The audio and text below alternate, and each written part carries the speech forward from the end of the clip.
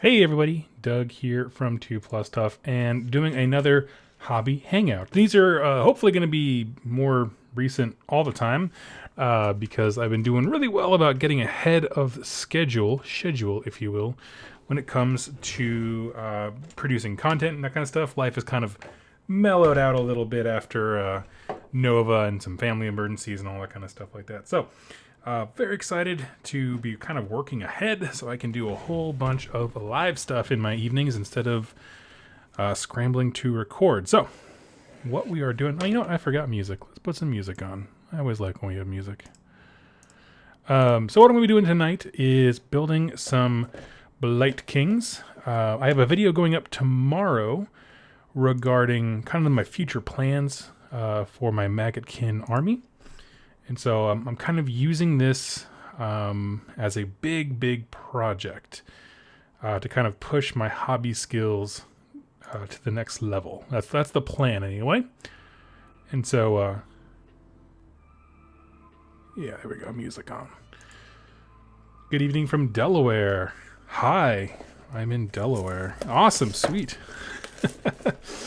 Howdy from North Carolina. Sweet, got some East Coast. So yeah, I guess you guys are pretty well on your way home or at home from a long day of work. Sweet. So this is my first time building the Blight Kings.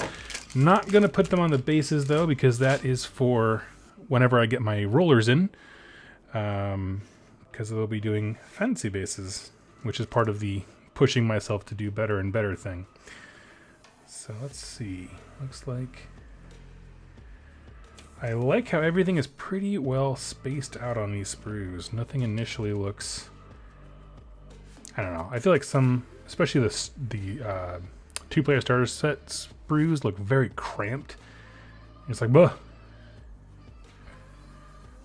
Kinsey, I'm at home, did my laundry and everything. Oh, that's kind of nice to be able to go home for a little bit and get some house stuff done when you're at university. Sweet. Greetings from Poland. Hello. Wow. That's awesome. I'm kind of curious. How many people speak English in Poland? Because I've gotten a lot of people. I know it's a very small sample size, so to speak, but I'm just very interested. Okay, so we are looking at... Okay, I'm trying to get a sense of the kit. I usually don't build when I do live streams because it requires a little bit more focus, but you know, the streams have been going so well and people are chatting amongst themselves. Like we had that great discussion yesterday about in a WWE brawl which Primarch would win, that kind of stuff. So I don't feel like I have to like be glued to the chat. I'm just looking over. I like to look ahead at build instructions to get a sense of like, you know, what things should look like. I like that kind of stuff. Looks like there's a ton of optional parts here. I want to keep these guys as mutation free as possible because I want the demons to really stand out. I want these guys to be very mortally. So let's get started. So we need 18 right here in front of me. Sweet. Good afternoon, everyone from Washington. Not as exciting. No, it's the fact that anyone tunes in to hear me ramble as I do nerd stuff is always exciting and surprising. So I got let's see, let's talk about some news. Big day for 40k. They have the leader dude from, oh my gosh, what's the unit called? I know this unit because I played Dark Eldar for a hot minute. No, that's the wrong site. That's the Games Workshop store.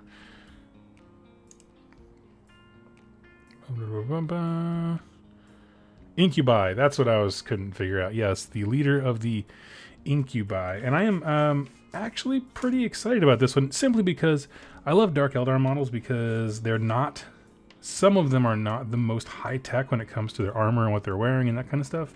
So I find that those models can be ported pretty well into Age of Sigmar or anything like that. Even like, Warcry, stuff like that. So I'm very interested. But he's the leader of a plastic incubi kit, or set, it says. So I'm assuming that's a whole unit, which is awesome. Looks like the head is number 24. Let me go back to my chat so I don't miss anything here. Let's see. Yeesh, another one. Yes, I know. People get tired of me, but when I work ahead, I can do this kinds of stuff. 19. Everyone needs to be hobbying at or near my level. Get on my level. And the second part of the 40K news was the Battle Bulletin, or the Sisters Bulletin, I think that's what they call it, featuring 2 different images of a Sisters of Battle Rhino, which I actually really like the look of. I think the Rhino is one of those kits that, like, a stock standard Rhino looks like the most boring vehicle in the universe to me. But if you add, like, any kind of flair to it, like the Deathwatch upgrade sprues or anything like that, like, it just looks rad once you put a little piece of flair on there, to quote Office Space.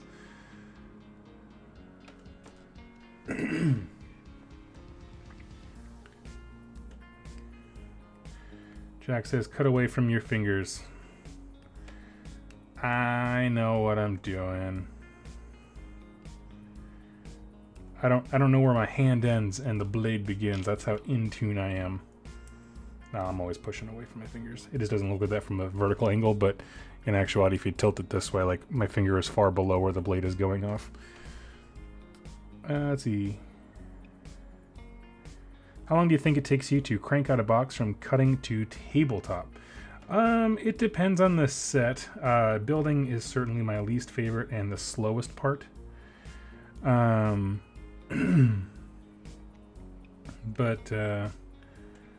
I don't know, like, if I might do like a challenge or something like that. I don't know, maybe I'll throw it up there, but try to see how quickly I can crank out. No, I don't want to do that, because this is my intense hobby project army. So I don't think I'll do that for the Blight Kings. But it is an interesting idea, and I will do it someday. Okay. So here we got the mud flap for the butt. All right. We got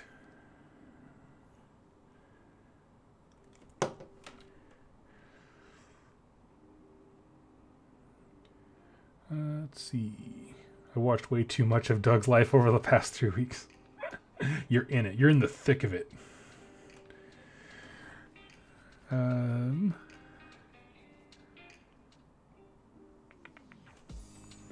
me catch up on the chat here. Good morning from Australia. That's awesome. Painting up my 12 Griffhound flankers today. Oh my gosh.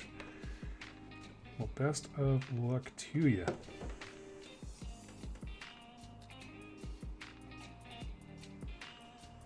Not the biggest fan of Griffhounds in AOS proper, but in Warcry they are incredible, and I love them.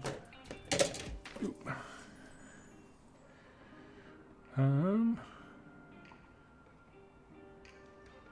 totally getting at least one of the Sister Rhinos, even if I don't end up using them often. Yeah, I was going to ask, do people, if you guys in the chat, if you play 40K, do you use Rhinos very often? I feel like when I didn't. Like, I had Chaos Rhinos back when I had my Iron Hands, and I just felt like, I mean, I know they're good for like one turn of protection, but that just doesn't seem. I guess well, I'm playing Death Guard now, and I haven't played with them like on the tabletop, so maybe I will value them much more when I have like incredibly slow movement armies.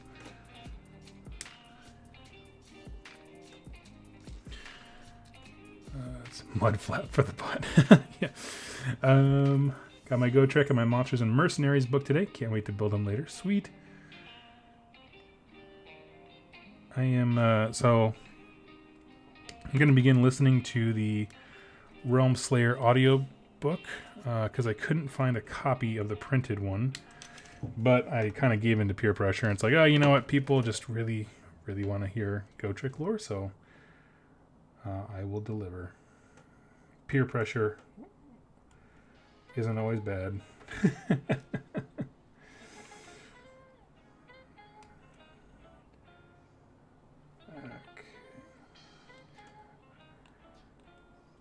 if you have a close combat unit like Berserkers or Rhino protects them as they go in, that's a good point. I guess before I was playing stuff like Space Marines where they kind of want to stay in that middle range and shoot, which of course is what Death Guard generally want to do too. They're kind of a tough attrition army. But I guess a Rhino would just add one more little layer of protection, which would, you know, in an army that's already as tough as nails, like, you know, resilience-wise.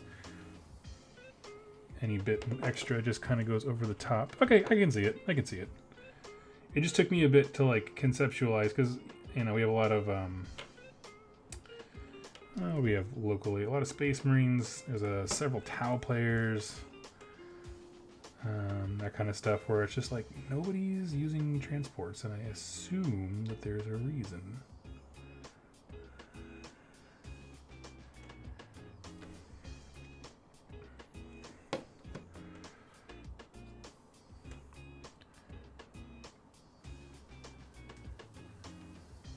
Yo, Doug, I now have butt flap to the tune of CeeLo Green's Love Gun. That's awesome. I don't know if I'm familiar with that song, but the fact that it's turned into music already is amazing.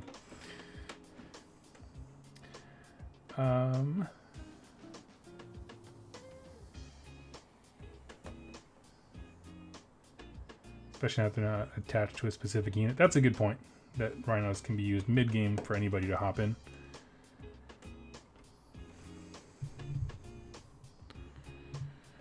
Let's see. Brent, hey Doug, what part of the country are you in, and do you have a day job? I certainly do. Yeah, I don't make nearly enough to support my lovely wife. I live in the greater Seattle area, kind of on the eastern side. Yeah, eastern side. I had to think about that for a hot second. And I like it, but it tends to be fairly pricey out here. So it'll be a while before we can live off of YouTube stuff.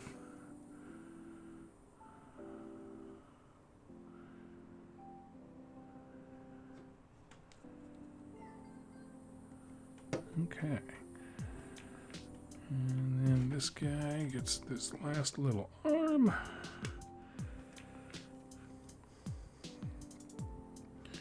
And yeah, I didn't think to mention, if you're not in the U.S., that's Seattle, Washington, in the good old U.S. of A.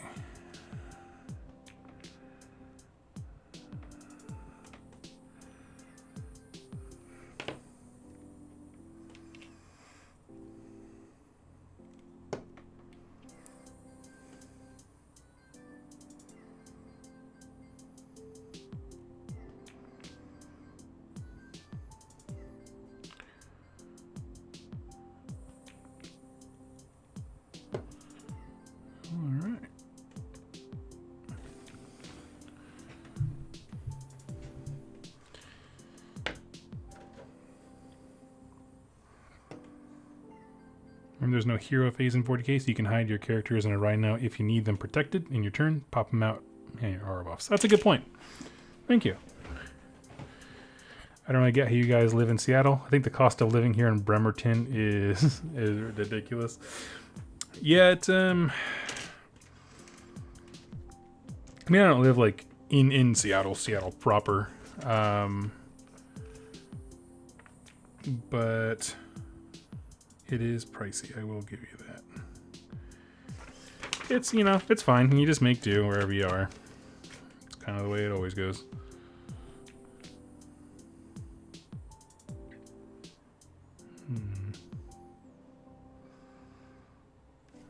This guy's piece one.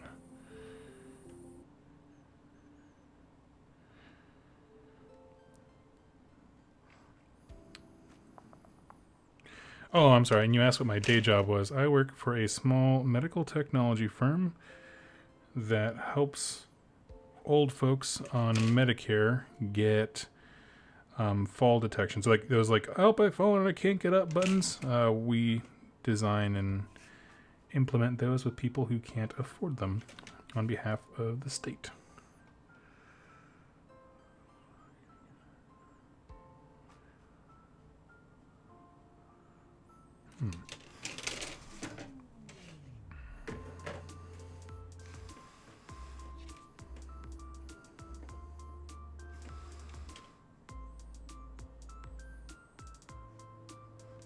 Here he is.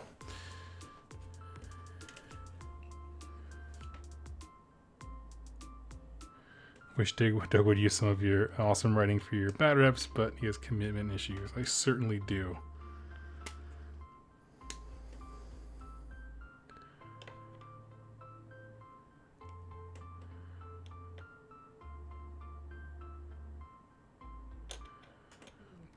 Okay, so we have that, and 3 for his mud flap. Here we go.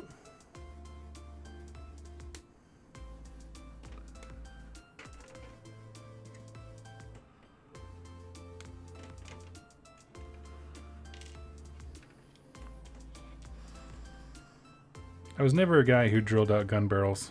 Never, never. I don't have the patience.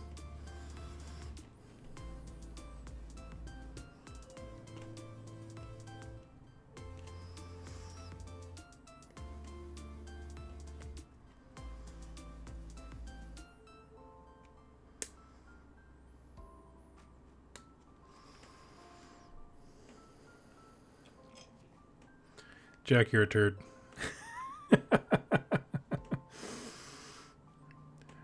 97.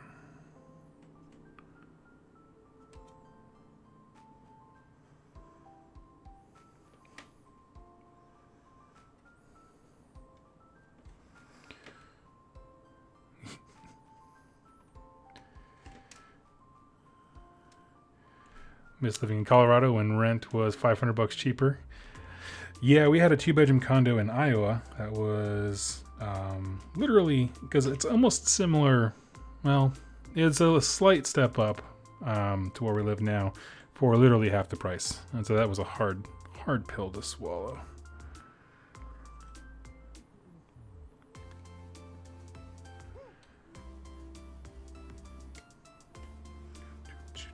Ooh.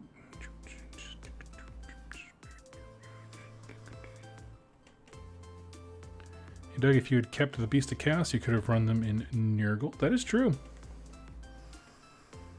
It is true. But then I wouldn't be here building these sweet, sweet blight dudes. And also, here's the thing with the Beast of Chaos, though. Like, it's not... The point of this project is not just to run Nurgle.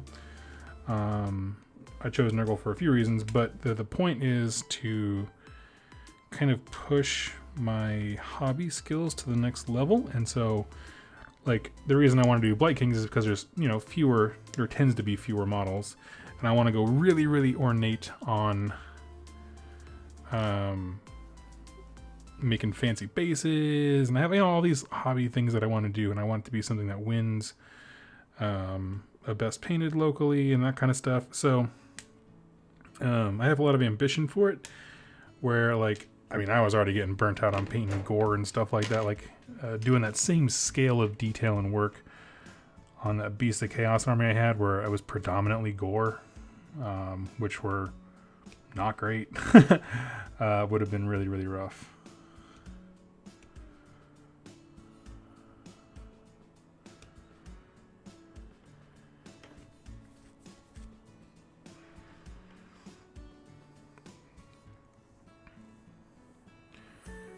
Oh shoot, forgot to mention new Underworld bands starting in Beastgrave are going to have pre-made decks.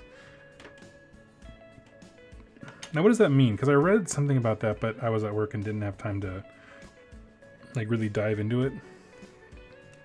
Does that mean like in each of the packs there's going to be a pre-made deck so you can just bust them out and start playing in addition to other cards? Does that mean like going forward the idea is design-wise that everything's going to have a pre-made deck and that the card building elements kind of fading by the wayside? I'm curious.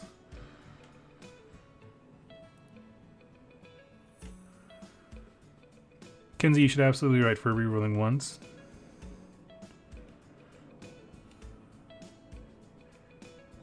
And keep writing just your own stuff, and I will keep on promoting it like I did your Sisters of Battle story. I would love that.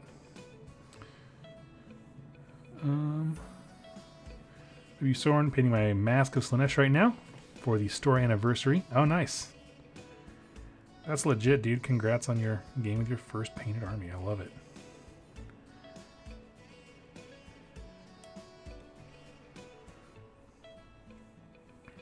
Hey,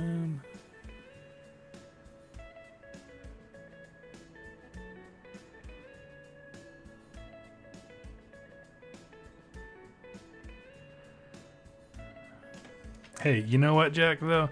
The guy who bought that Beast of Chaos army, he lived locally, he was a fan, he's a cool dude. I don't feel bad about it. Same thing with the Skaven army, where it's just like, just get this out of my face. I'm so tired of looking at rats. And then I spent 1 week on the Maggotkin Facebook group, and everyone's just like, well, obviously you should just play 60 Plague Rats. I'm like, no! I got rid of Plague Rats for a reason. Or Plague Monks, I mean. I'm not building another freaking Plague Monk.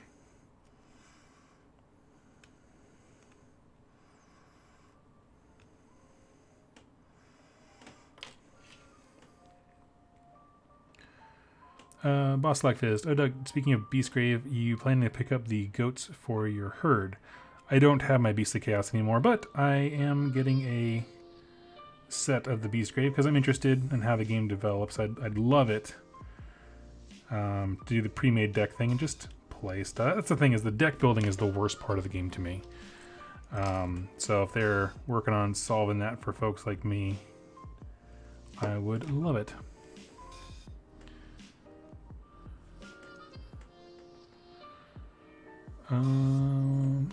Hugh, question. Are the forces of chaos in AOS getting not very evil in their second bad factions? Oh, I mean, are they not as deadly as Nagash? I think they're kind of like rotating who the preeminent big bad guy is, like for narrative reasons.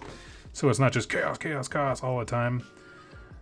So they're not the main threat right now. Right now, the kind of the story is more focused around Nagash, but I'm sure it will sway back around. Eventually, I want them to focus on destruction in the same way.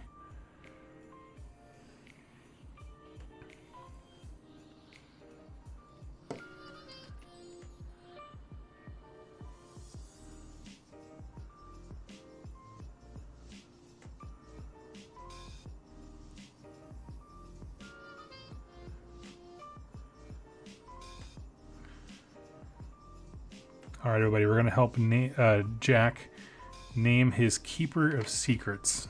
Legitimate answers only, or incredibly good jokes, but nothing in between.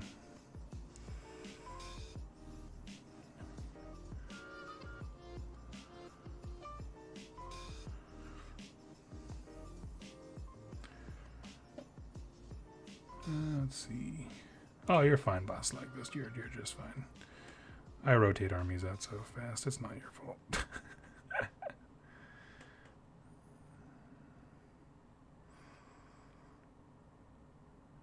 Zed?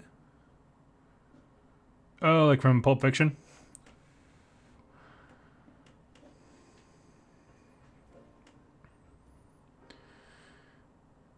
I don't have any of the Underworld game, but I'm going to grab Beastgrave for the awesome Kurnothi.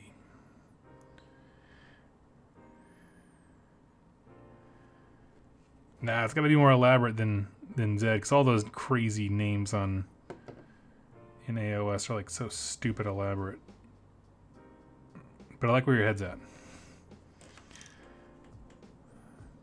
But also, Zed's dead, and Keepers of Secrets never die. They just keep coming back.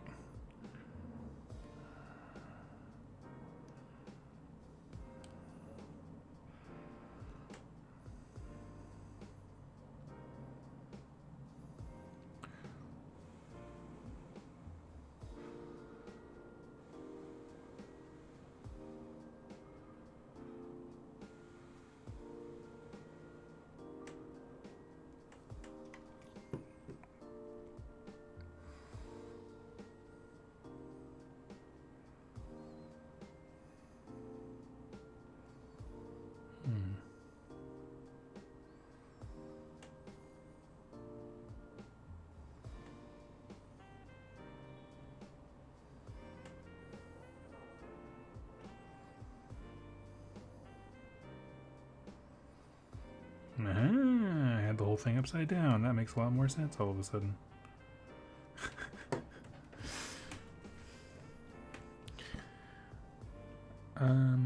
Ray, Jack, you got some suggestions pouring in here. Lyrith the Enlightened, I like that one. Afraris? Afraris?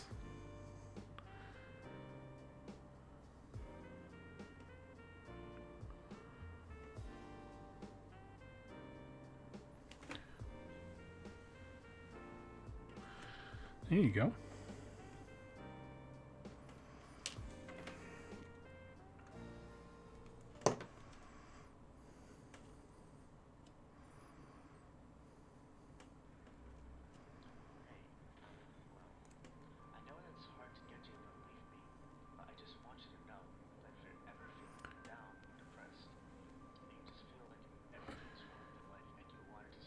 Evening delight and morning revelation. I like that one.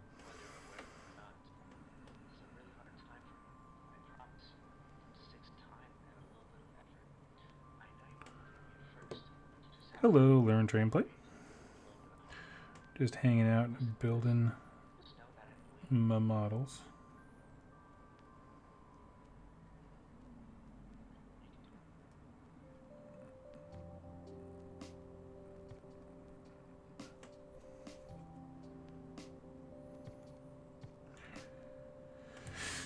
It's hard. Some of these, they just really want to be attached to their base so they can set properly, but I'm not there yet.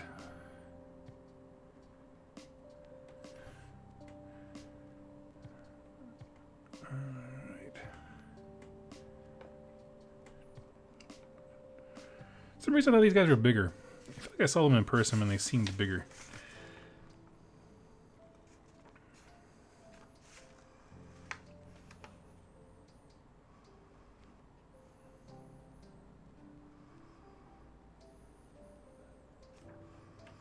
Okay, we are Putrid Lake King C. All right, you're looking for 79.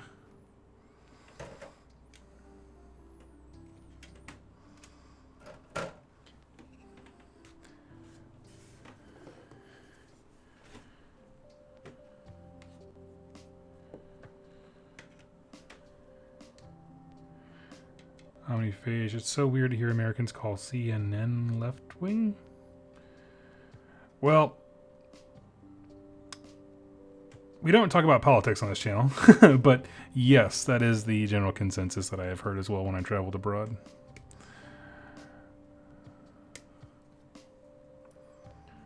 Alternate keeper of secret name. I thought it'd be bigger. That's funny.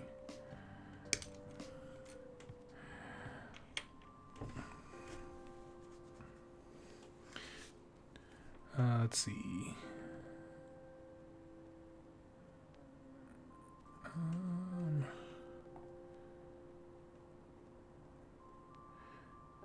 AOC is pretty standard. Center, center, left. I don't know what AOC is. Okay, 80.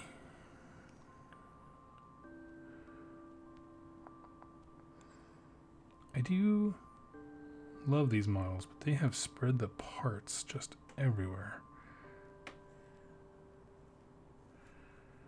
Looking for a leg.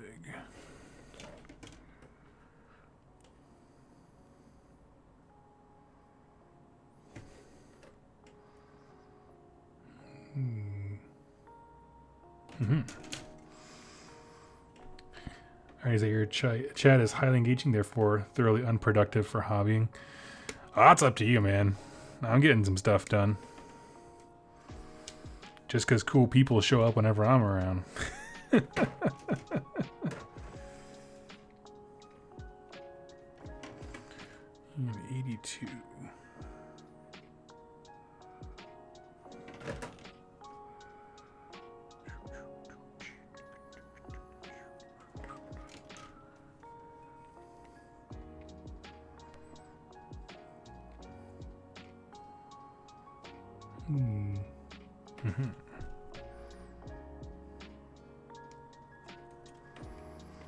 Dang it, now I'm gonna go build my Plague Marines.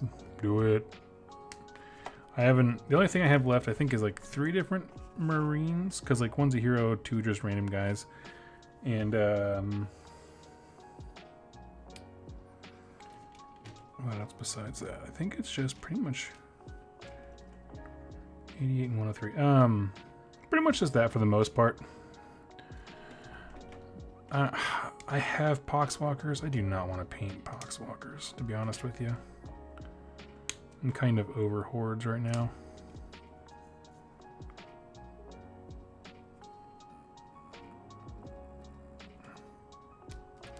Even though I know that all Blight King thing, not Blight King, Plague Marine thing is not great.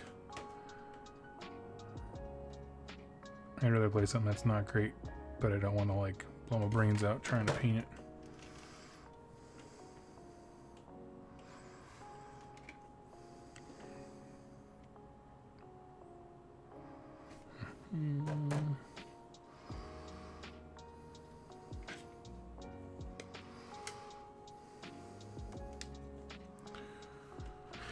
Let's see.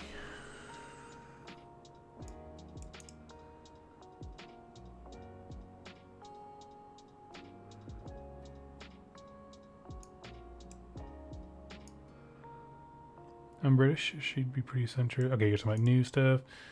Timothy, what's the list you're going for? I'm going for sort of a Blight Cyst thing. At least I'm moving in that direction. I know it's not the optimal build, but I love the Nurgle Mortal stuff.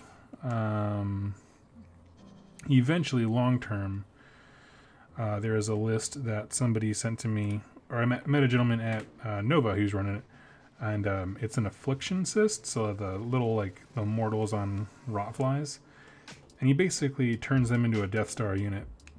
Obviously, there's multiples of them because it's a battalion, but and all together they're able to just like come in and sweep up. He was telling me about some of the results he had with games, and it just focuses on them going in forward and crushing stuff and using Feculent Narmaz to their highest ability by summoning in the right places and that kind of stuff. So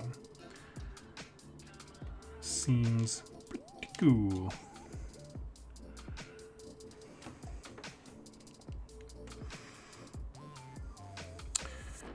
Let's see.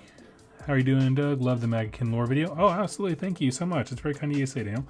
I'm also starting notes on a Torglug video. I was out of gas, we'll say creatively, before Nova, but I'm back in it. I'm excited. It's making it actually hard to focus on getting into 40k lore, which is I was going to start dipping my toe into. I did notes for one video, but now I'm like, I want to do a Torglug video. And so that's what I'm going to do, because anytime I'm inspired to do an AOS thing, that's what's going to happen first. Always more of a priority.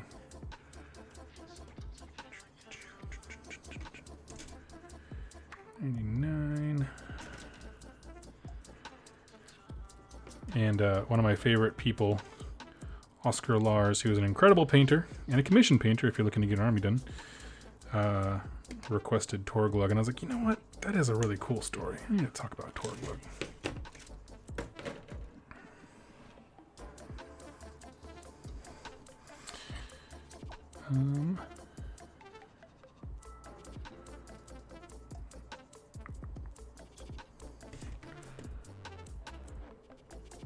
Blight Cyst with the Menagerie is pretty awesome.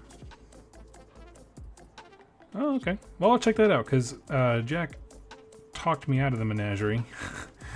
And he wasn't like being mean or that. It was just the idea of like, I'm not a competitive person, and so I don't look for the synergies and that kind of stuff. But when I go to an event, I don't want to get super crushed. And so his advice, and it's very good advice, was like, build something that works, and then we can get creative, and once you feel comfortable with the army, then you can start exploring different stuff. And that's a really good approach. And so it's it's advice that I needed. And so that is kind of the plan.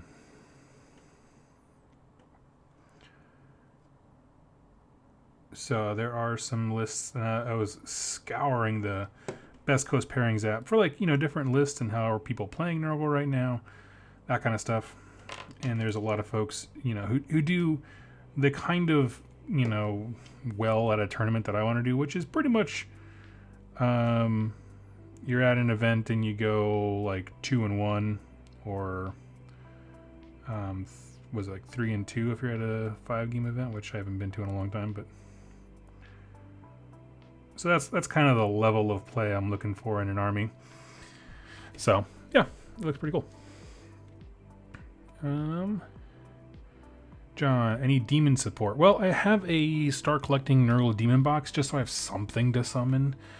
Obviously, Plaguebearers are the number one thing just for grabbing objectives. Like they're just really good for that. Beyond that, though, not specifically. At some point when I get something that kind of works and I feel comfortable with the faction, I will move into doing, like for example, I really want a Grit and Clean one. I love that model. I own a Glockkin. I don't know how often I'll use him, just because I've used him quite a bit. Like when I had my Slaves to Darkness, I would take the Glockkin with them, and he was not my favorite on the table. And of course, I'm not hyper competitive, but it felt really like a bummer because he just got taken out so easy. So if anything else, he would be like a distraction Carnifex, to coin a 40k term.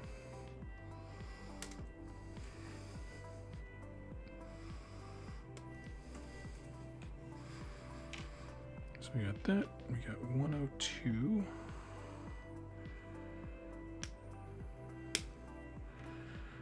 And I did fall a little bit behind in the chat, and I'm answering some older stuff. So if I didn't see your question or I didn't answer it, go ahead and ask it again. And know that I'm not ignoring anybody.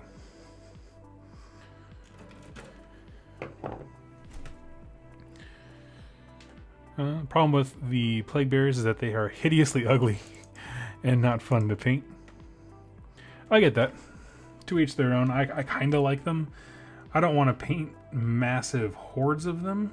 I know, like there's one of the lists I'm kind of following as a template is, your Blight Sis with a whole bunch of dudes, and then one block of 30 of the Plaguebearers, just to have something with extra staying power. Because the Blight Sis is more offensive, they would be more defensive, and that's fine. Our only other like super dedicated Nurgle player around here is a fantastic player, but she really focuses and leans heavy into the scenario play where it's multiple huge blocks of Plaguebearers that are all like minus bajillion to hit because she has Lord of Blights with his ability. It's just not my kind of play. It's effective in the game, but it's just not fun for me. I played against it when I had my Beast of Chaos, and I was just like, I just ran to the objectives and sat on them and asked, can you take these off my hands? And Nurgle doesn't have a whole lot of punch, so to speak. So it was actually quite hard.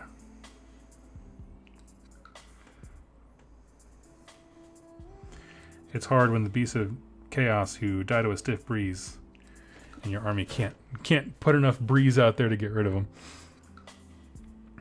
Okay.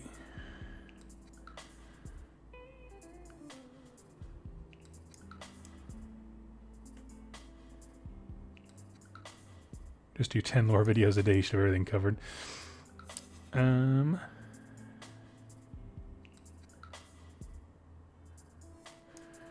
40k lore video from the perspective of an AOS player, something I really want. Well, it's coming. It'll be here next week. I did the notes for it, and I'm just working on collecting the art and that kind of stuff. Basically, my entry into 40k is going to be, if I had to explain this to a friend or my wife, right? That's kind of the approach I'm taking, where, I'm starting with the Imperium of Man, just to kind of give you a sense of like, this is the human perspective. Not to be confused with the good guy perspective, because that doesn't exist. But it's the human perspective.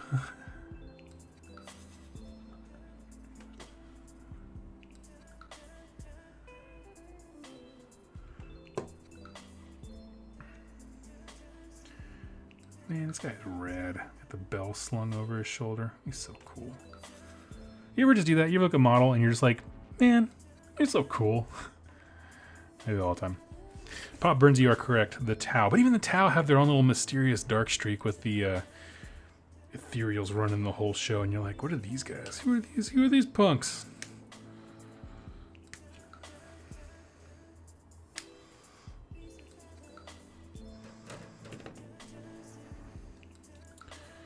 Tau are all brainwashed. They can't even fight in melee.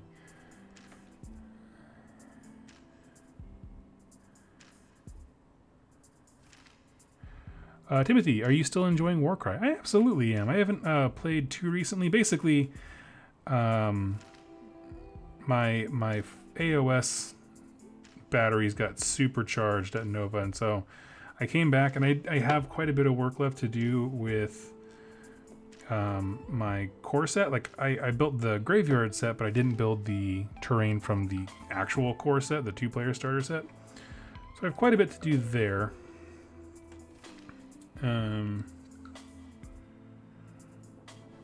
And I just kind of got super into my next big project. I got really excited, and that excitement has not dwindled at all. And so that's exactly what I'm focusing on.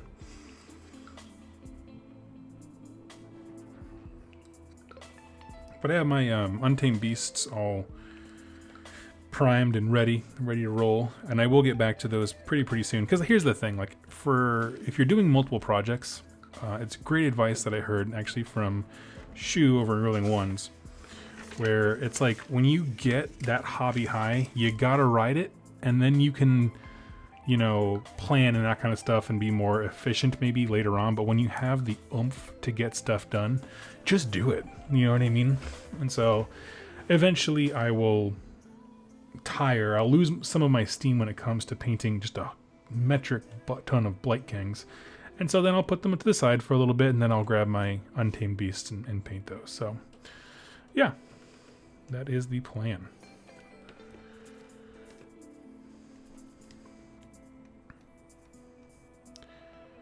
All right, bye everyone. Let's chat. See you later, Hugh.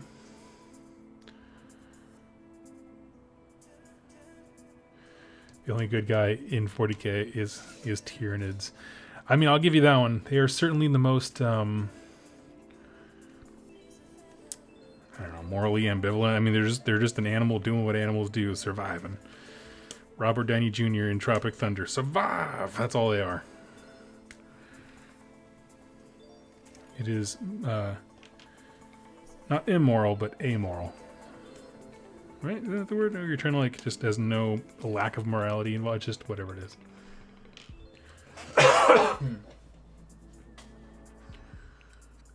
Let's see. The biggest hobby high I had was spent painting 60 clan rats in 3 days. That's impressive.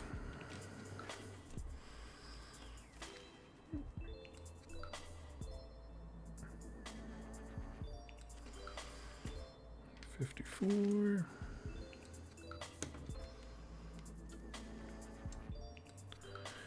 Most army likely to tell you to get off your lawn. I love it. Doug, wouldn't you technically be able to play Tamarkin's Horde as Nurgle, considering he was champion of Fluff? I mean, like, Fluff-wise, Tamarkin and rules as Nurgle. Yeah, so basically the way Tamarkin's Horde works in Age of Sigmar is basically identical to how the Storm Hosts and those things work, where I build a Nurgle army. It says it has to be built from stuff in the Maggotkin Nurgle book. Boom, here we go. Which, you know, obviously I have right in front of me. And then I just say it's Tamarkin's Horde, and I'm locked into, you know, their command traits and command abilities, which I have been giving that a lot of thought, because if you have not stopped and looked at the PDF for the Tamarkin's Horde stuff, it's actually very intriguing. There's some really cool things there.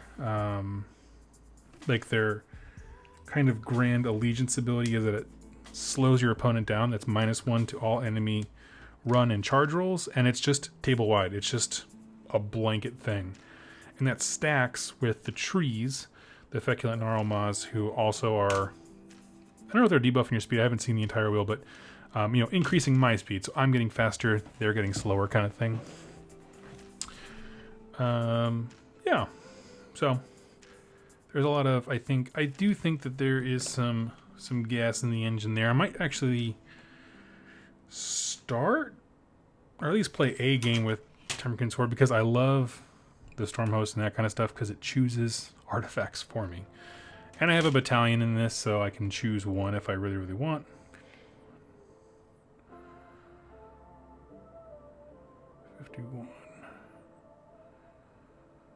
I'm looking for, this is the worst part, is when you're just looking for random parts.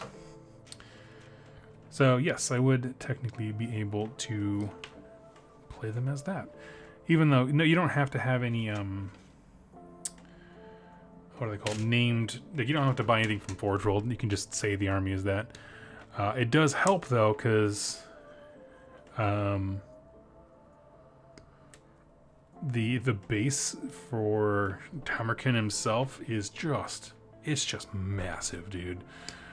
And their command ability and all that kind of stuff, it all triggers off of, like, you know, so much distance near this model. Well, if you have that, it's bigger than the pie plate. It's just colossal of a model. And so when you do that on him, all of a sudden, like, your whole side of the table can all of a sudden do these cool things. And it's stuff like reroll charge rolls and that kind of stuff, where it's just very movement focused, which is interesting because I don't feel like movement and like speed tactics were really prevalent in that story. I did a series on Temurkin Horde because a patron sent me the book for it, like the old Warhammer Fantasy Battle book.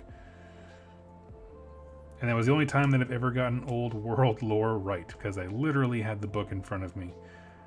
Any other time I talk about the old world, I'm like on a wiki and someone else is wrong and I spread the wrongness.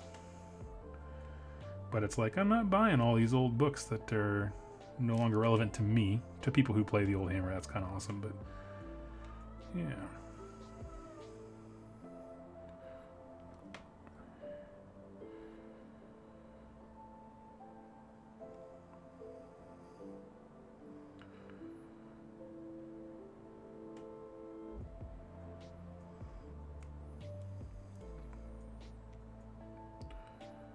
What do you think of the upcoming army books for orcs and cities? Are there any new models you'd like to see? Well,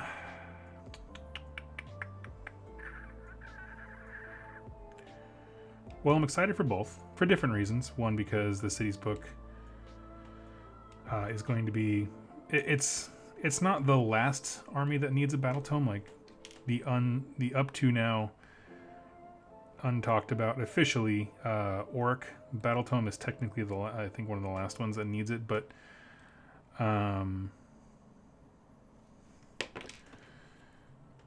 you know, it'll kind of like pretty much get all the armies and stuff like that on track for like this is permanently a fixture now in Age of Sigmar. At least for now. I mean, everything goes away eventually, but so that's kind of nice. I think that'll be like the completion of switching from Fantasy Battles to AOS, even though it's in the 2nd edition now. My goodness. So I'm excited about that. I'm excited about the design possibilities for that. You know, if they choose to get very creative, there can be some really cool stuff. Just from what we know as far as like theming them off of specific cities that exist, it's not the way I would have gone design-wise, but I am still very excited to hear it.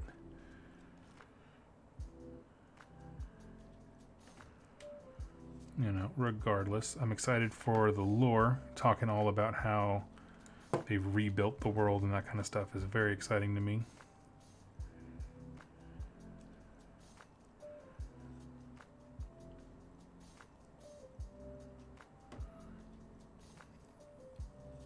Let's see. Timothy, do you think the Orc Battle Tome will be released in Orktober? I think Orktober is probably not ever going to be a thing again because it was a massive media mess up last time. But I wouldn't mind it.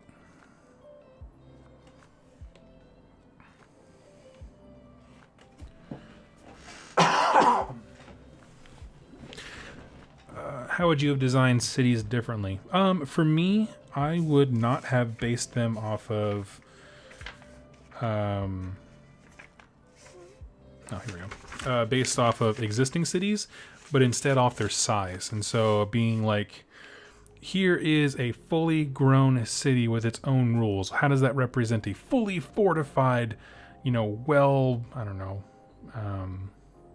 a place that has a lot of commerce, a lot of access to different things, than say, like an outpost, right? Where maybe you get bonuses to your units for being more scrappy and knowing the environment better, more tricksy stuff, whereas like the more rock solid defenses are of the bigger city.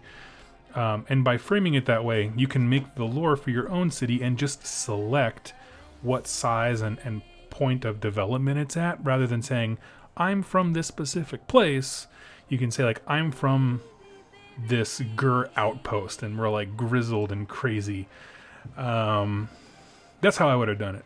Because at that point, you can include the lore for the individual cities. You can say, like, this is your lore for, well-established Hammer Hall, right? The big major cities. And then you can go into the lore of, like, the existing ones and how they use that template and what that looks like. And do the same for outposts, right? This is an outpost with meager, and they're all surviving, and no outpost is more crazy or whatever like that than, fill in the blank. And so that's how I would have done it personally. It does get a little tricky when you're talking about something so abstract as, like, random outposts and stuff like that. Like, how do like artifacts work or something like that? I don't know, but I would have gone something in that direction. So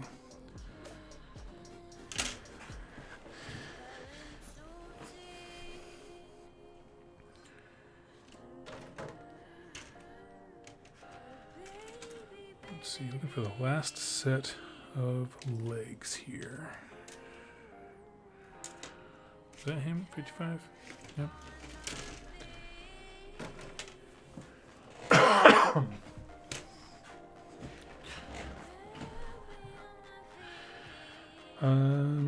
October is fine, but I can't wait for Black Orc History Month. Exactly. If you're one of those people stuck in the old world who is like, that's not an Ardboy, that's a Black Orc. Every day, every month is Black Orc History Month. 59. So war clans are pretty definitely in October. I don't hold my breath until I see the come in soon announcement, honestly. Don't even bother, because they show those books at the same time, and like, yes, you're right, timeline wise it could be, or they could do cities because they were released at the same time. Neither have been talked about really since.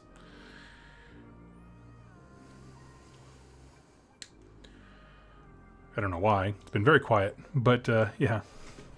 Do you know much about the living city? Is it different from other cities? I don't know a ton about it, honestly. It's one of the things I'm kind of really, really excited for. This book is kind of giving me insight into cities, but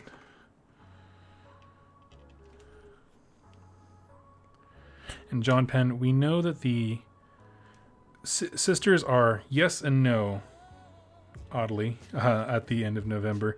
So what they're releasing is a set that has like several different sculpts in it. I think there's 25 models in the box. That's what they previewed. But it's not part of the, like, there's going to be a bigger release after that. That was them keeping their word about having sisters in 2019. And then there'll be more afterwards. So I'm not sure if it'll be immediately afterwards or if it'll be the quarter one of 2020. But there is more than what comes out in November. And the thing is, I don't think they hit that note hard enough on the community page, but it's the very concrete sense that I got at the preview event.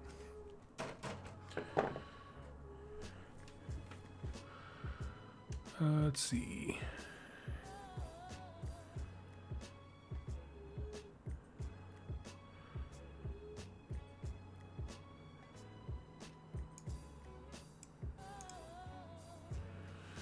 Timothy, what media debacle happened last October? Oh, I say debacle. It was just people being frustrated. So basically, it started with, like, when the rumor engine was like, oh, the orcs are going to be out around October, the community came up with the term Orktober. And then the Games Workshop advertising, group, or, all those dudes who handle that kind of stuff, leaned into like, oh, people are really excited about the idea of an Orktober, and so they started talking about Orktober. The problem is the advertising side who did that kind of stuff and used hashtag Orktober, and the product side were not in sync. And so basically it wasn't until like the last week of October where you could pre-order your Orc stuff and get it pretty much the first week of November. So it wasn't really Orktober. It just didn't feel that way. People were just very, very frustrated.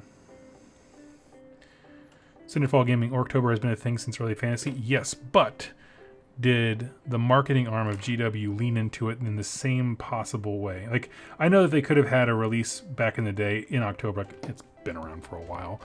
But I mean, since they've come back to social media and started acting like a company in 2019, did they lean into that kind of stuff in the same way? And then have, I see where your comment is about White Dwarf, but then lean into it in the same way, but then have it like social media backfire with the product release? Because if they talked about Orktober in the White Dwarf, that implies that they were already ready for it. They're already thinking ahead, but it just didn't seem like the product release arm was prepared last year, especially when it was such a big release. They had all the cars and that kind of stuff. Orc's got a good November. Orc November last year was fantastic to be an Orc player. I should know. I was one at the time. We're gonna go with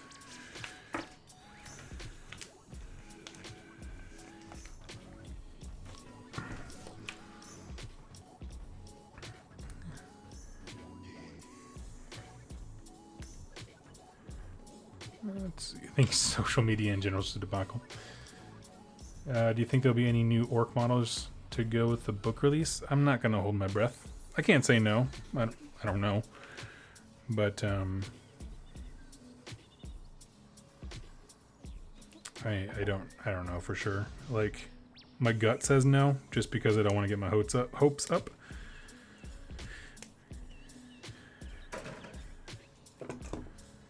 If I'm honest with you.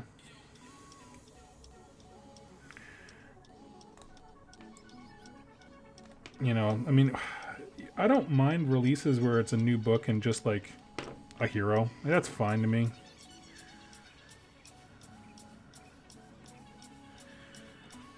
Not everything needs a big to-do release.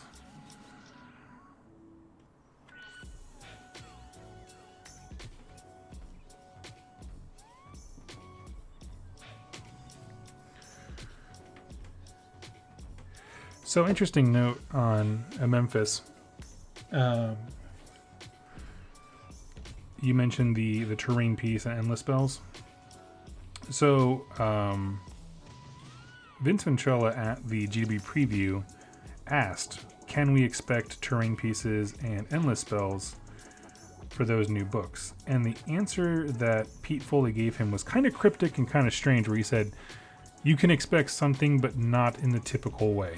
It was something to that effect. It's not a verbatim thing, but it was a very interesting wording. He did not confirm that they're getting stuff as we know it, so I don't know what that is. You know what I mean? Can't tell you for certain.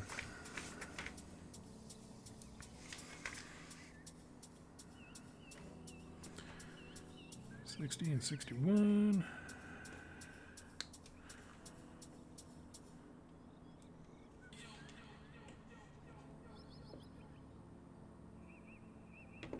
Yes, Cinderfall, you got it.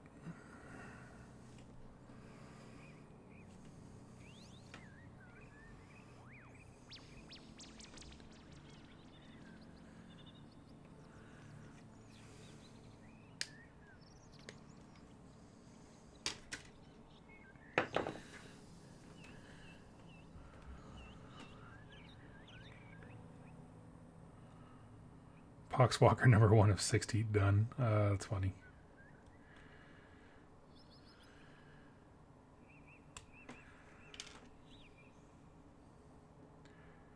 I got myself to throw like the contrast flesh paint on them, and I was like, I'm kind of done. I don't want to do anymore.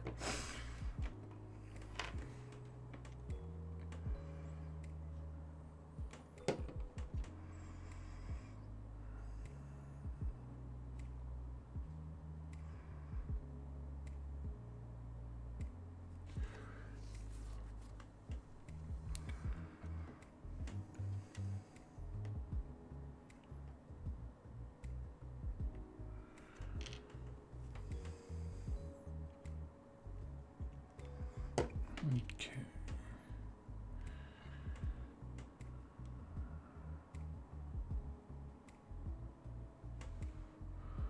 Just started assembling my Beasts of Chaos today. Sweet. That's awesome. What'd you start with? The start collecting box? 63 and 64.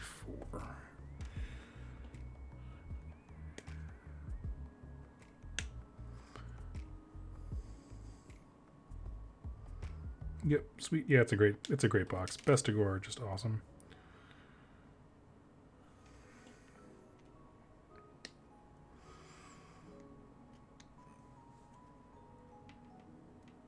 And Ungor in a faction that's all about just jamming cheap bodies at your opponent. Ungor are legit.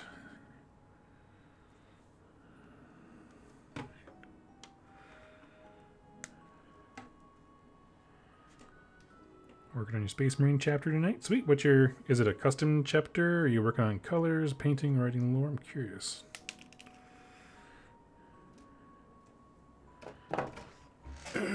First AOS army, so I picked up more Bestigors, Ungor, and the Dirge Horn. Sweet.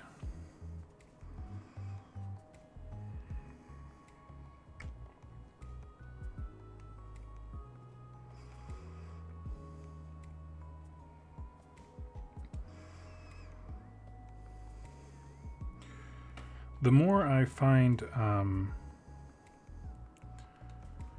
what's the word I'm looking for? Unintended uses for contrast, the more I love it. Like recently I discovered using Gilliman flesh as a wash for gold and copper.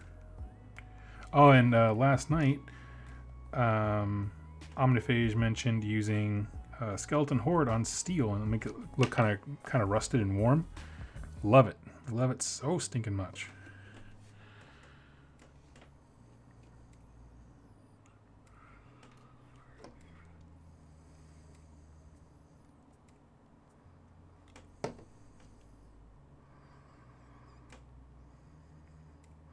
Silverhawks, silver and blue are my colors. Sweet.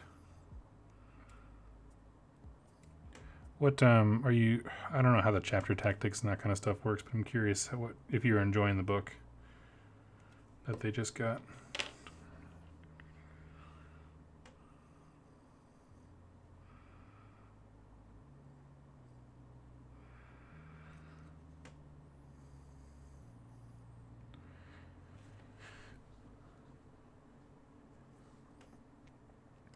David Blenner, hey Doug, it's awesome you're on. I'm actually working on my delusional Flesh Eater Court army. Split Bretonnian models and Flesh Eater Courts are right down the middle. Working on a Pegasus, Knights, and Flayers. That's awesome.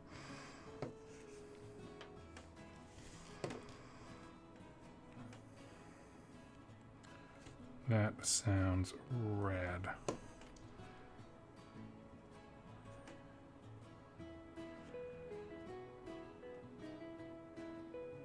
Dave, there's some folks in the chat who have some questions about your conversion because it sounds awesome. Just giving you a heads up.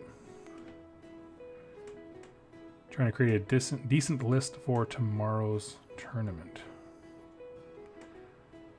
What army are you playing? Sebastian, the thin snakebite leather over lead belcher makes fantastic brass. I'll check that out.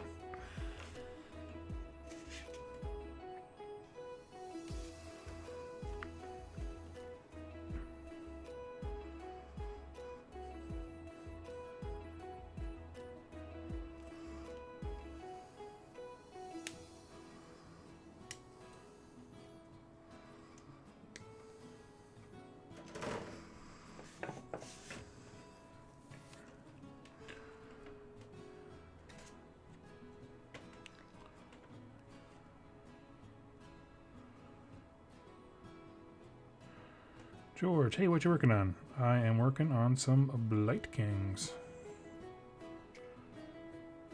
It's my first time building the kit, so the next time should go a little bit faster, maybe a little less searching for random parts, but...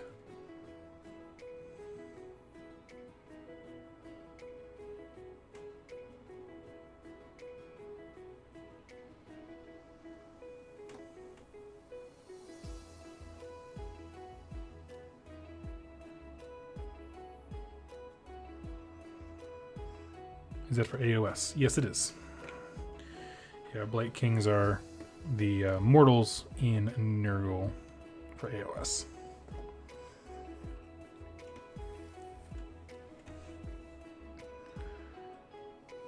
Did I hear you changed your mind on the Beasts of Nurgle Battalion? Me? I never had a Beasts of Nurgle Battalion. Wait, Beasts of Nurgle. Beasts of Nurgle. Beasts of Nurgle. Oh! I'm sorry, I was thinking Beast of Chaos with the Nurgle thing. Yeah, I did. I mean, I'm going to do it eventually because I love the idea of it. It's just, I thought I would start with something that's a little more tried and true just to kind of get my feet under me. And learn the faction. So that's what I'm doing right now. I actually won an eBay auction that has the wheel from Blightwar in it today. And I was like, yay. That's exciting. But yes, that is exactly. I'm going to come back to that one once I get more comfortable with the army. So okay, I got those guys. Now we just got bits for days. Now what's interesting is there's a lot of combinations for these dudes, but they're all. I'm not a big fan of like the form fitty, like where you have to build them a certain way. Some of the arms don't lock in if you choose a different torso and that kind of thing. That's kind of a bummer. Because some of the bodies I'm just not a huge fan of.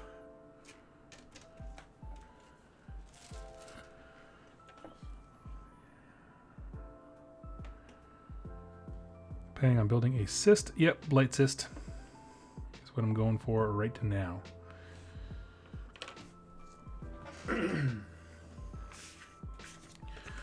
Cool. That is one box down.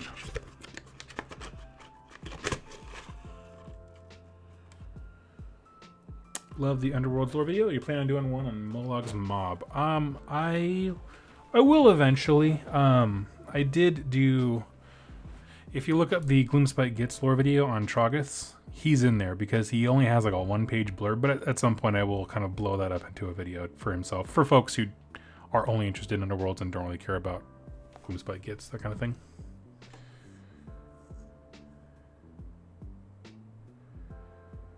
Conspiracy theory. I think GW makes parts split so erratic and random to discourage third-party bits makers.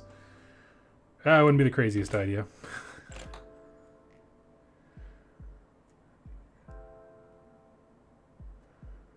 Okay, so he's looking good. Okay.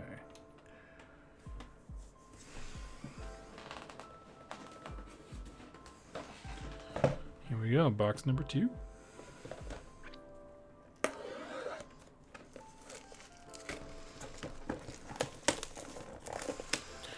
Most of my Maggotkin done. Sweet.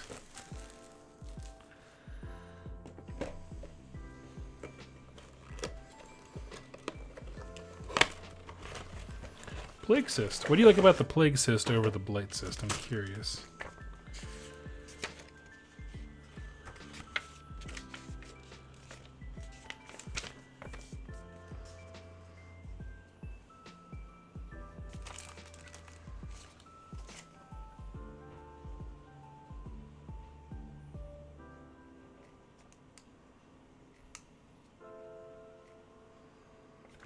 Okay.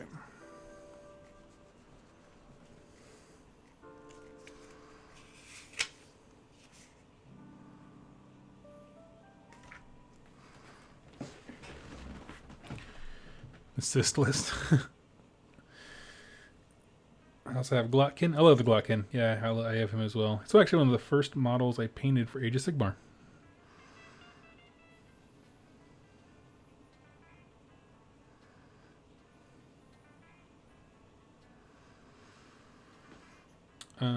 See Markra.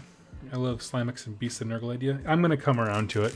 I just want to get a sense of the faction, so I kind of defaulted to. I mean, it's the same thing that I recommend to people, which is, you know, net listing is not faux pas. Go grab a net list, get used to the faction, learn what's good, and then expand from there. And that's exactly what I'm gonna do.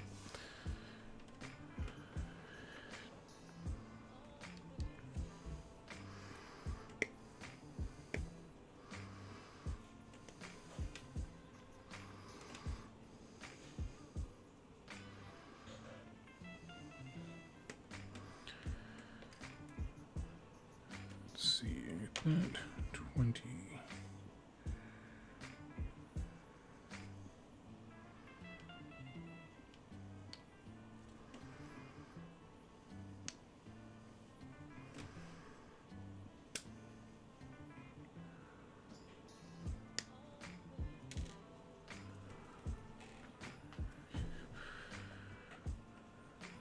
Okay, so we got that, I think.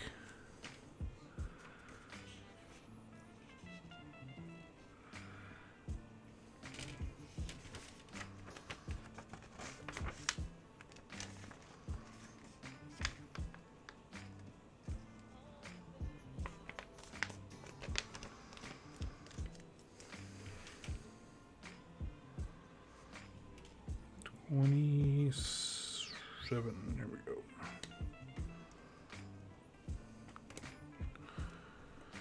Yeah, another list I'm looking at doing is just one that focuses on manipulating the wheel, and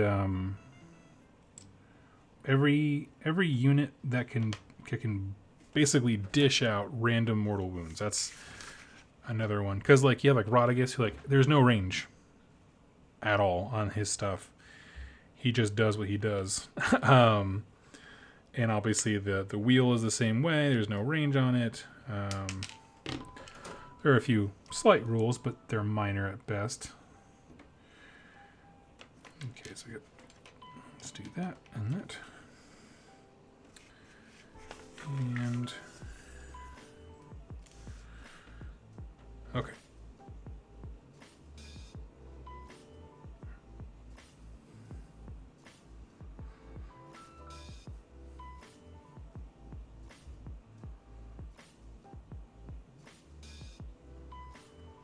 Okay, 31, 32. Sorry, I'm trying this different build now.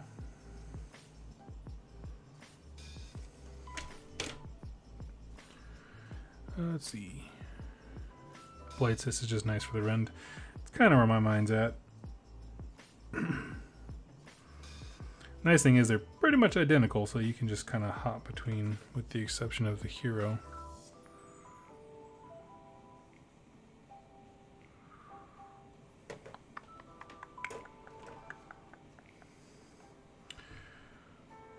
For 31 and 32.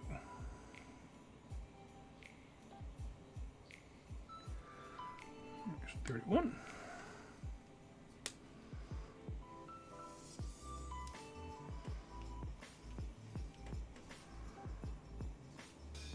Oh, right in front of my face. That's of course where it is. Right in front of my face.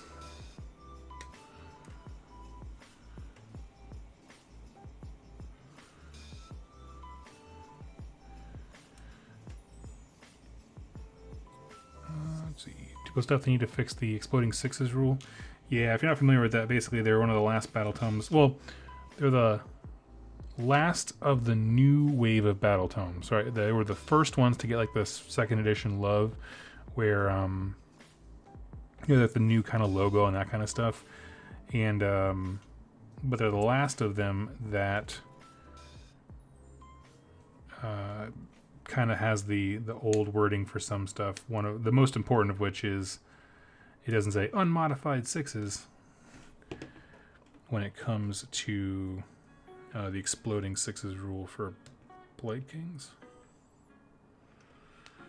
And yeah, that's just it was probably just in a really weird place development cycle wise before they were like, that's a good idea, we should really lean into that.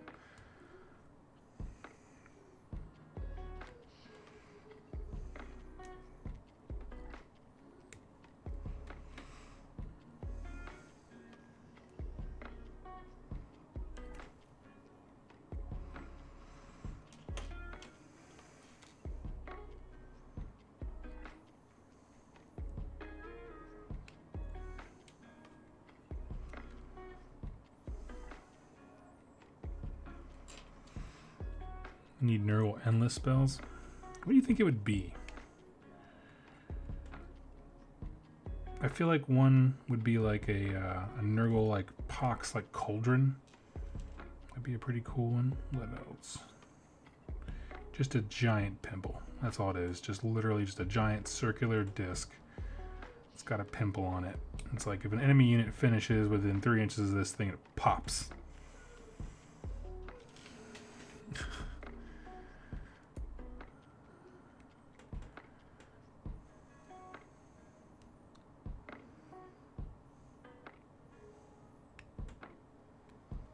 Splash mortal wounds all around.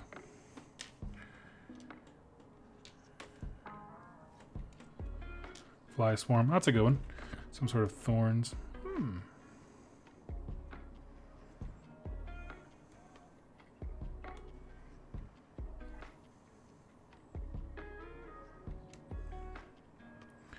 A 3-piece setup in a triangle. Bloat flies hovering over dead bodies. I don't know what the rules would be on that one. I think they learned their lesson with the Skaven, whatever it was.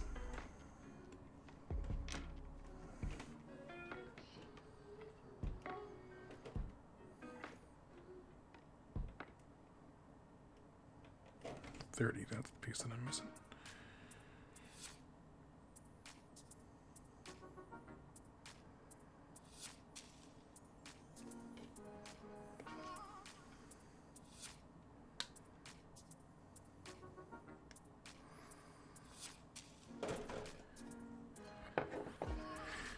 In this spell, Fields of Nurglings. That's kind of fun. Completely harmless and adorable, and everyone touches to stop and frolic and play. We all have a great time. I dig it.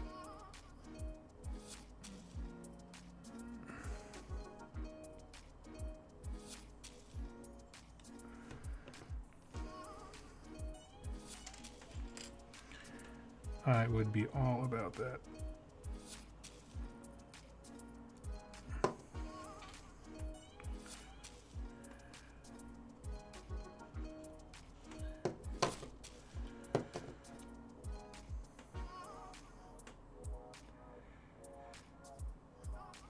The thing is, I don't mind endless spells. I just feel like I just never want to use them.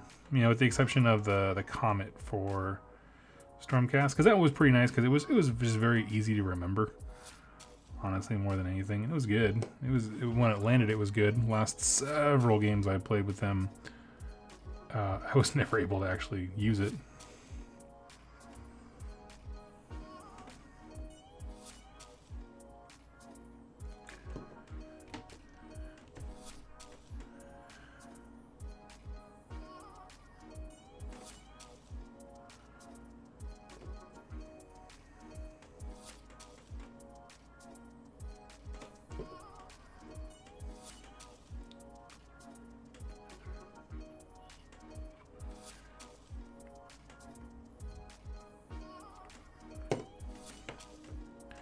Only ever use them in open play. That's interesting.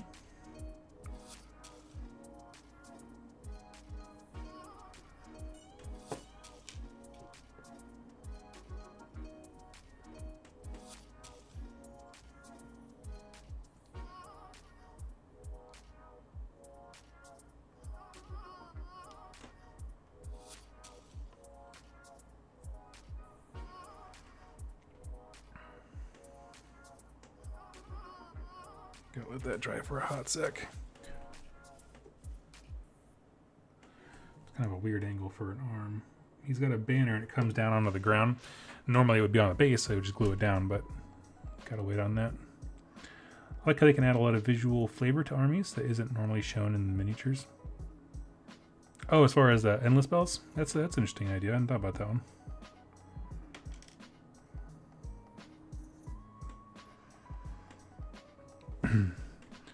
Like if you had Wa energy endless spells. Yeah, what I definitely want at some point, and I don't know if we'll get it, but I just want a giant green foot. And just this is the foot of Gork.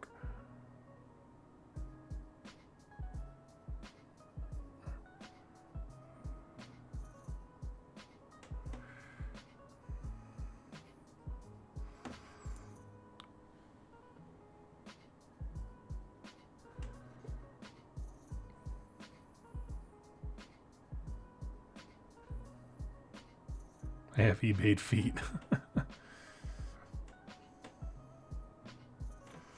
There was a guy at a tournament, and I've heard this story on a podcast, so I don't know anything about it, but one of the guys, he did a plaster of Paris of his own foot, and so when he got the foot of Gork off, he like held it up and did something crazy with it. I don't know what it was, but I like hearing people get into the hobby like that.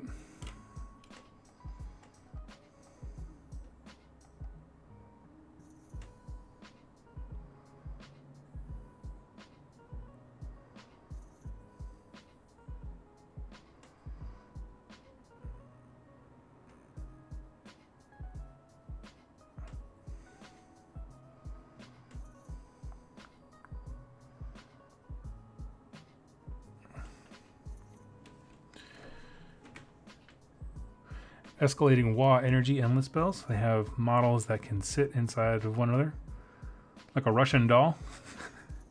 That sounds legit.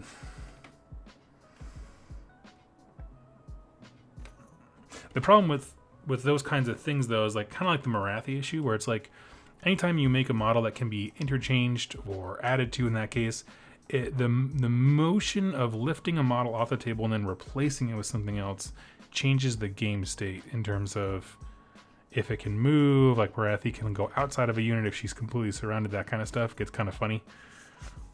That's the only thing to be careful of. It doesn't nullify an idea. It's still a cool design idea.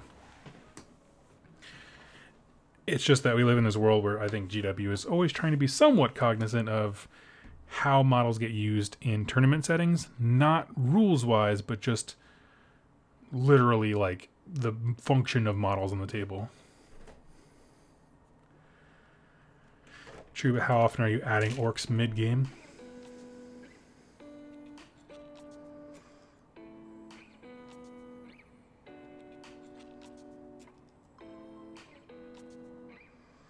Well, it depends. I'm telling you about that.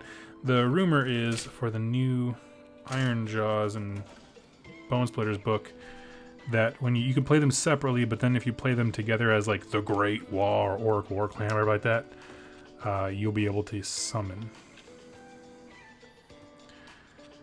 That is the rumor.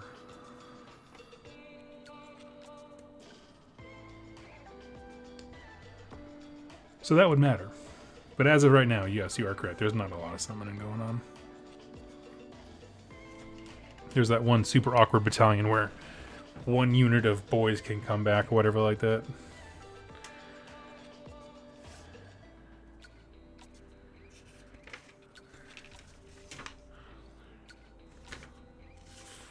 Never to build number 4.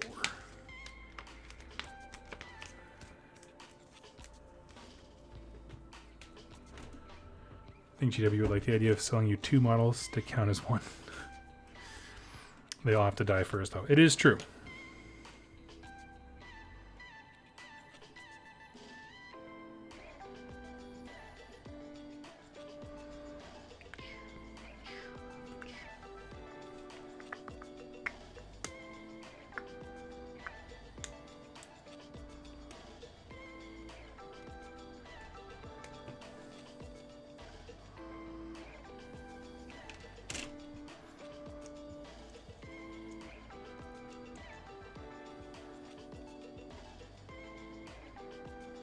Okay.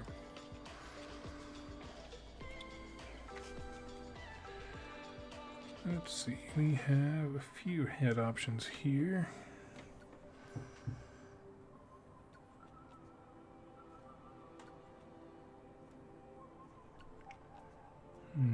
Let's do the way he's described. 15 and 14.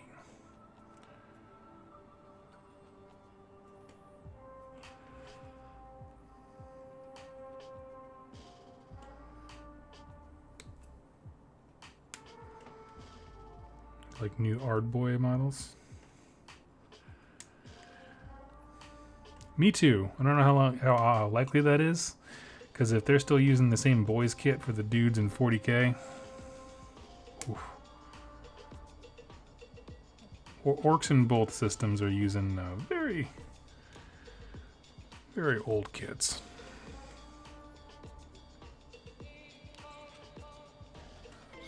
11.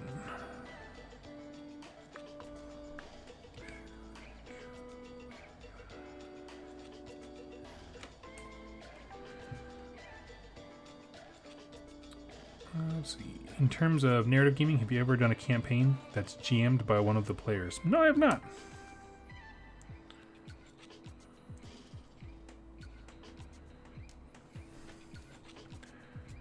I have not. I guess the closest thing was I did participate in some of the Nova Open games, and they had a, you know, if one side was really getting their teeth kicked in, the event organizer would walk up and kind of like drop down some like special rule to help the other guy out, which never happened to me because my games that I played were pretty close, all of them.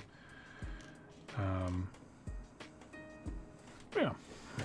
But have you tried Primaris Arm Boys? That's funny. Hey Doug, you gonna make any more narrative Warcry videos? In terms of like the battle report? Yeah, absolutely.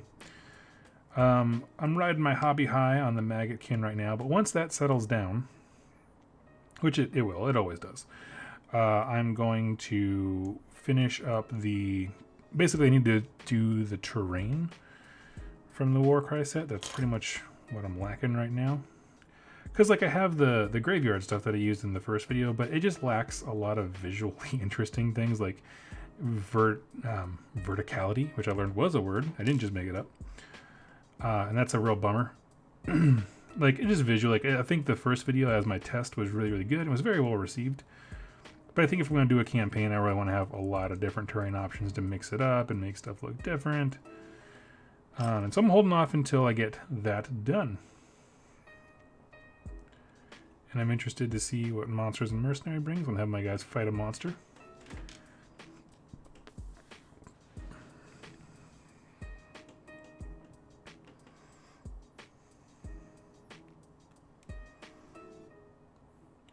But yeah, basically my plan is to, because you know once I got into the rhythm and understood what I needed to do in terms of like what to shoot, it went by pretty quick. And I'm gonna improve a few things, take a few extra shots of dice roll that people were excited about.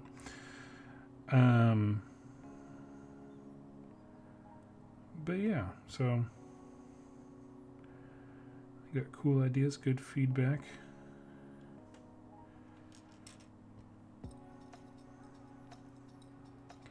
Hey Doug, play your Blight Kings as Iron Golems and let them rip. What would they be in Iron Golems? Just a whole thing of Ogre Breachers. Just a whole army of Ogre Breachers. Just 30 wound butt faces. I love it.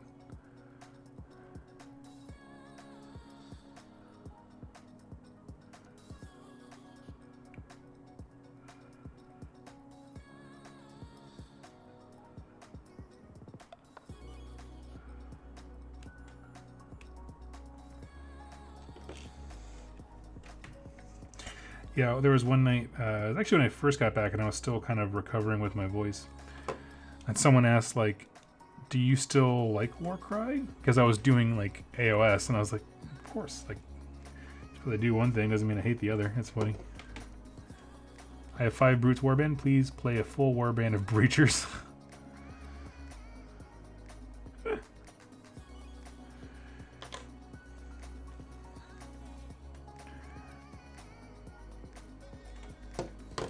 I think the Unreal ones, didn't they do? Oh no, it wasn't a full Brutes. There were some Ard Boys in there, I believe. I was trying to think. I don't think I've ever seen anyone do all in on the Brutes. That's impressive.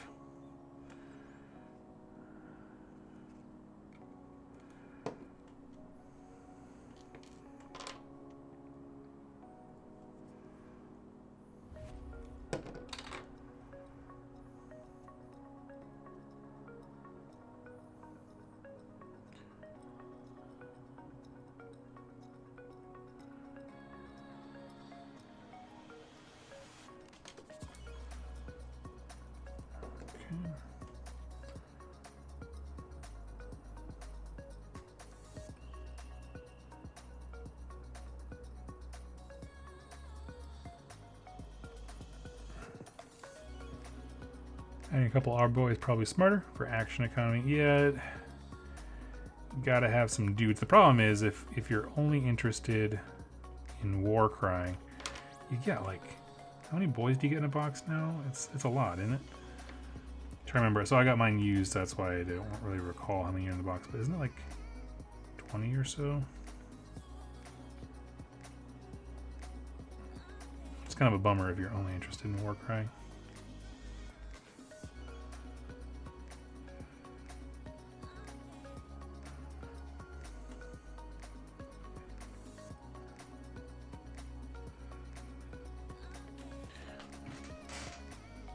I don't know. I'm not sure about the action economy thing. Like, I have my 9-man unit of Corvus Cabal, and like those guys, they barely do anything.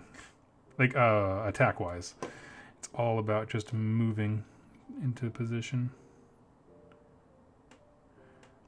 But any goals where you have to like kill something, I'm like, ugh.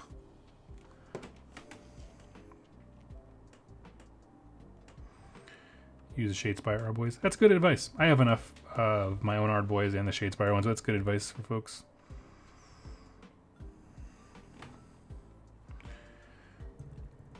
I'm playing Warcry exclusively until Orc War Clans drops. I can't physically play Gun and Ruck anymore.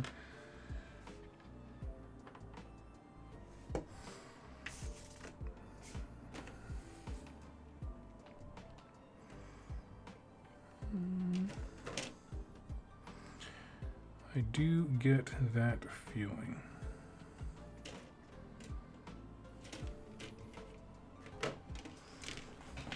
Okay.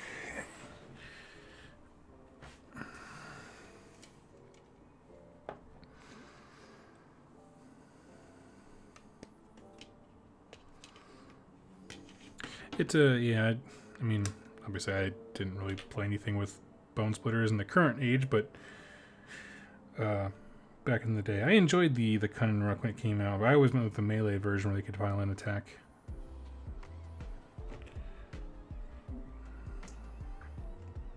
But that's just because I like melee.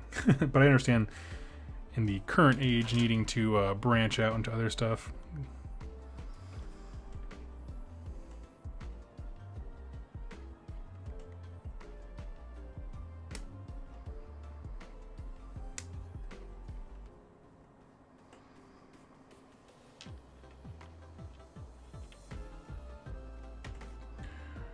And 82.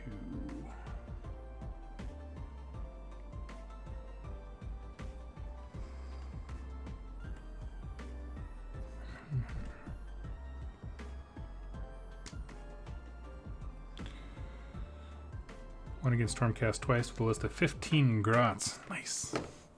Didn't kill much, but I said too many bodies. Yeah, that can definitely be a thing.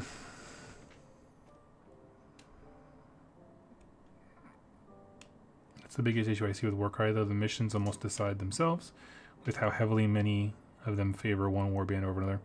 Yeah, I definitely, you know, I don't think, I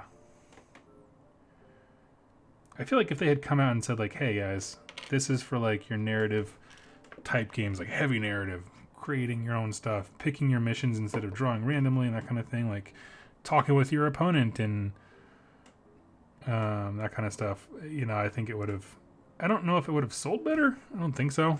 I mean, the Turing is still a screaming deal, but I think I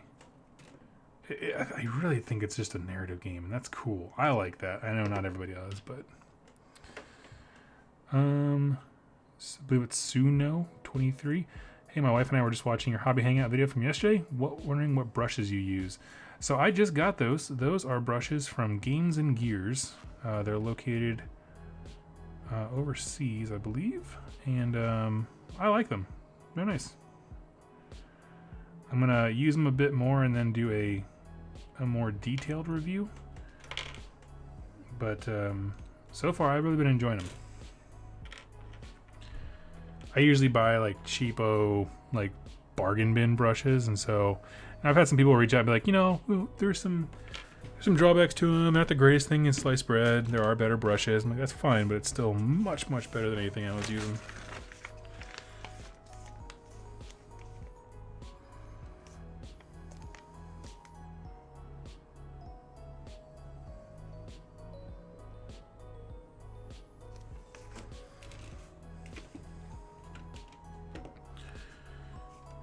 Let's see, 81.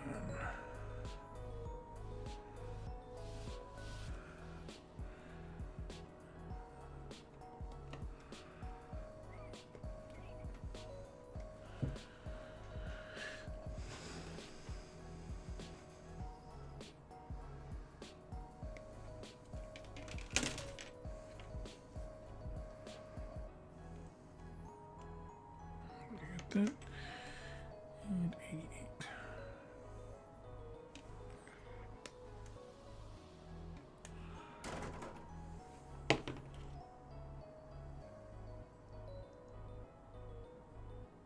Perfect. Okay.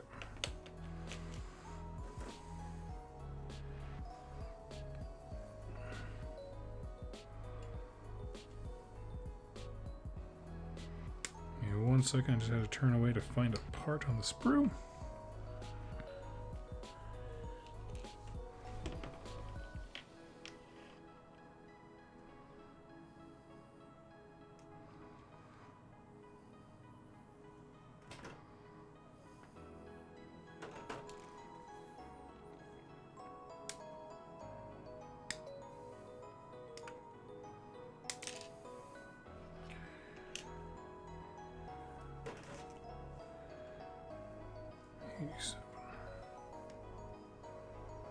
Okay.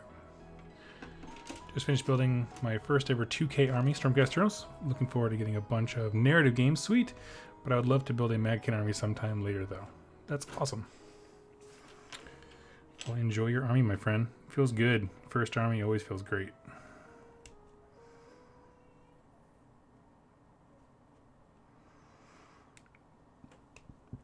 I'm trying to remember the last time I built an army start to finish.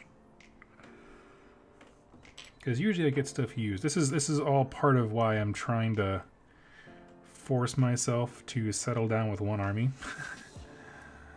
I don't wanna trade everything. All the memes that people make fun of me for are 100% accurate about me trading armies every couple months. But I don't want to be like that. I have to know that a tiger can change its stripes, so to speak.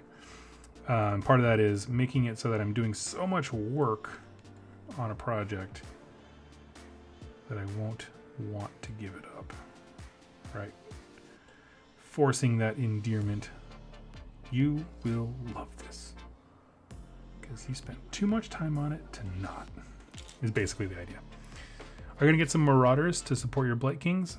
I really hate the Marauder kit. I've already built and painted 40 of them. I didn't build them. I painted them. Got them used. I'm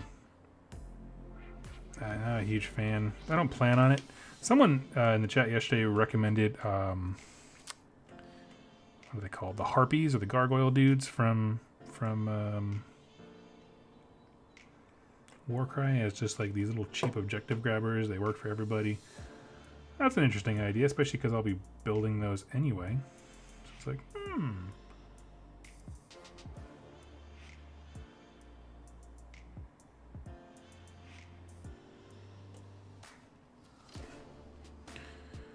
Give me 1 sec. I see some questions for me in the chat. Give me just a moment here.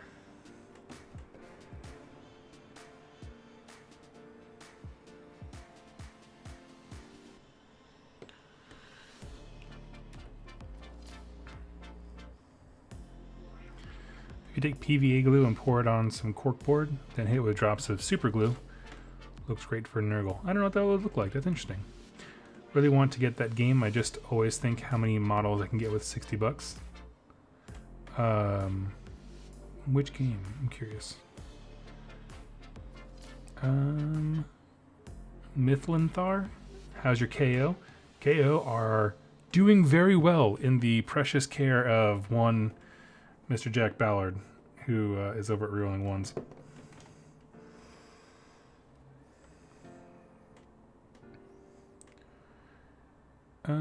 Watchmaster, if I am a 40k fan and wanting an extra push into AOS, what would you tell me to do?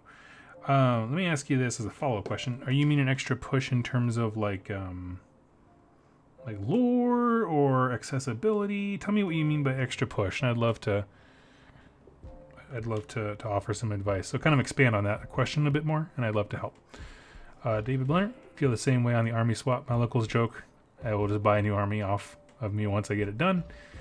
It's true though. Yeah, that's the thing is like, I don't particularly care for when I'm trying to get excited for a project and people are like, you're just going to get rid of it in 2 months, you know, because it kind of like sucks the wind out of you a little bit. But it's a joke that is well deserved, and I just take it because I did it to myself.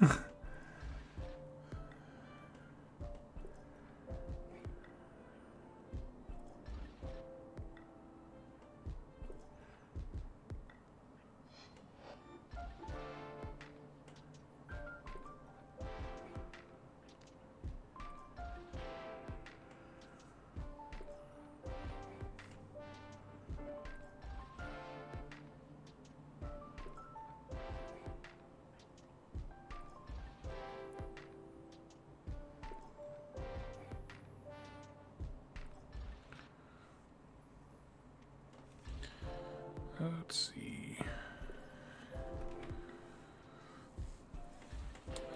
Hobby ADD. You guys want all the armies? Yeah, I mean, like our good friend Brent over at Rilling Ones, like he's like me, where he's like a criminal starter of armies. Same sickness that permeates all of us.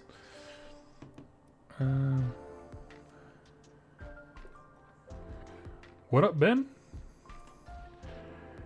Good to see you. What you working on? Watchmaster, jump into AOS genre, making AOS my go-to over 40k, and have a favorite faction. Enjoy the universe as a new person. Yeah, so what I would say definitely is, as far as like the genre of fantasy, you know, if you go look around, like type in fantasy on DeviantArt, and you'll get some artists who have incredible portrayals of like fantastical beasts that really spark the imagination, impossible physics and that kind of stuff. That's definitely a great way to get into the kind of art of it. And there's a lot of art online from AOS that's up there. That's really, really cool. I love the heroic fiction where everything, because of the scale of the game, is so, things can be apocalyptic and not like in the old world setting where if something was truly apocalyptic, like the story is just over. Like the end times was literally apocalyptic.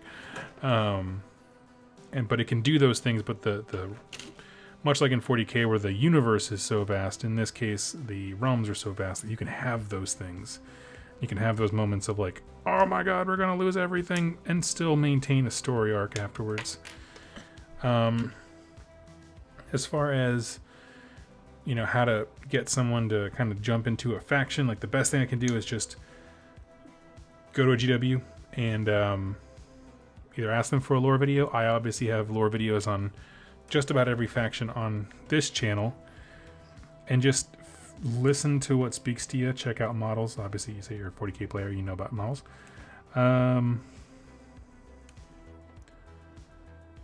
I think AOS is, and I don't know why I feel this way, and I'm sure many people will completely disagree with me. I just feel like Age of Sigmar invites you to make your own story more than 40k does.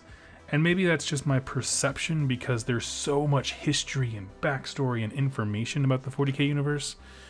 Whereas from the beginning, Age of Sigmar was a setting, not necessarily a story. There's a story going over it, but the setting is what invites you to really engage with it and make your own thing. And I've just always liked that. Like I said, many will disagree with that, but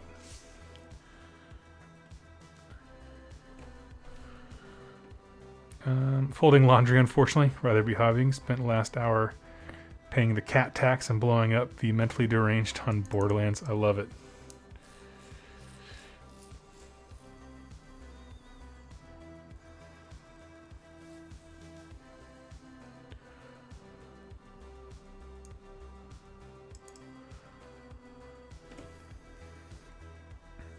Let's see. 38.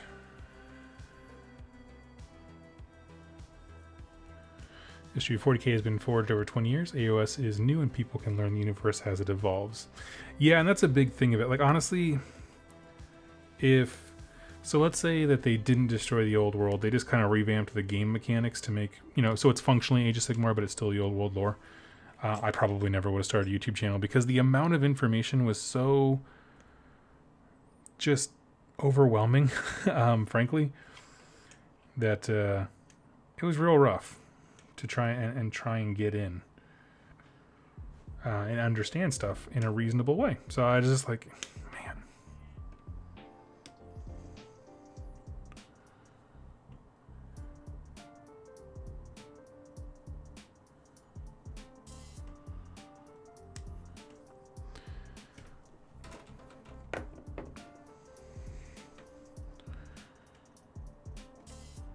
It's like reading an encyclopedia with a needle. Yeah, it's Kenzie. Unfortunately, been a little cautious when it comes to developing my little order, my Norse of the Sisters Battle, mostly because I want to know what's on the table for them. Yeah, that's fair. It's, I would say, like, just go for whatever you want, but it's different when, like, you don't even have the units yet to start building from.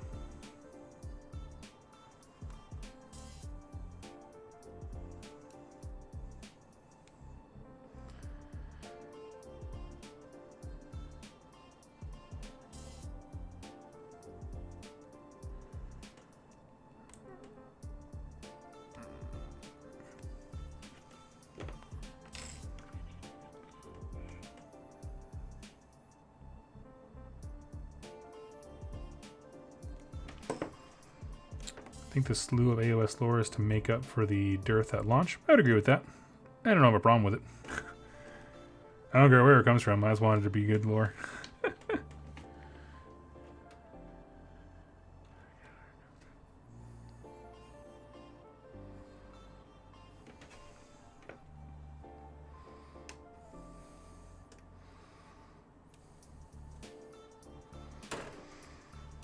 But yes, there was quite a bit. I will, like, I got accused pretty early on of being like a GW fanboy. Oh, no matter what they do, you'll like them. I was like, listen, like this is the worst international product release I have seen as an adult. At the time, I was working as at a company who did international, that kind of stuff, and I was just like, this is bad. But I loved what they were trying to do. If I'm honest. And that's why I stuck with it and started making videos. I was like, man, this is cool. People couldn't see past the launch to see the cool parts, and I was like, that's fair. That's 100% fair.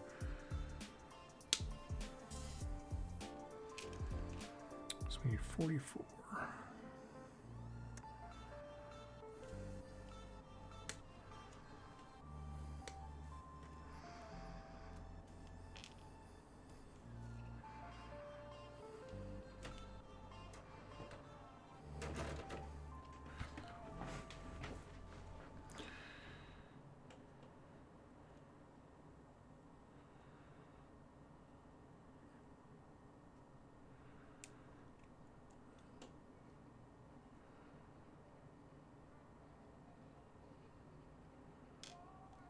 I just like painting Marines. That's fair.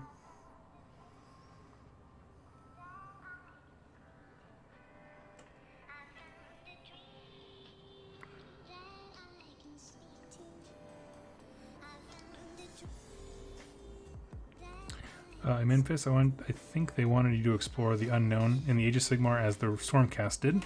No one knew it was outside of Azir, so you'd explore it with them. And I like that in theory, but taking that, rolling out of the lore, it doesn't translate well to, like, you're a company that has to physically support a product range and have buyer confidence and that kind of stuff. And in that sense, it didn't work too well because they didn't communicate that. It was back in the day when GW just was not communicating really anything. So while I think it's a cool idea, for sure. I love getting in the minds of our protagonists and not I think the fail was that it just wasn't what was needed at the time.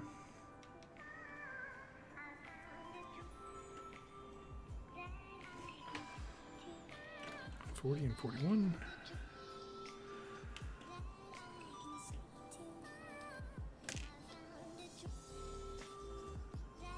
My Death Army didn't like exploring the lore before GHP. Fair enough.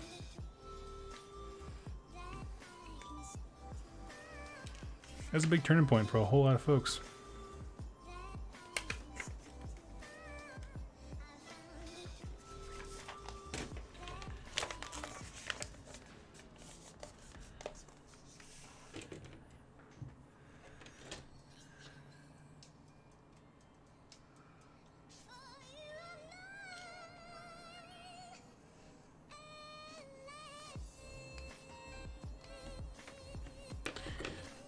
Notification, I Blight Kings. That is true. Finally getting to the Blight Kings. Do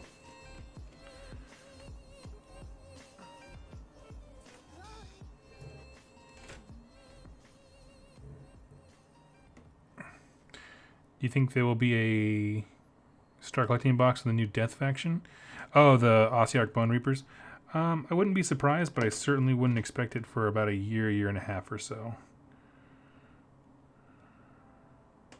I think, because I mean, they want you to buy stuff separately, because they probably make more money that way, and so kind of having that initial sales, blitz really is probably really good for them.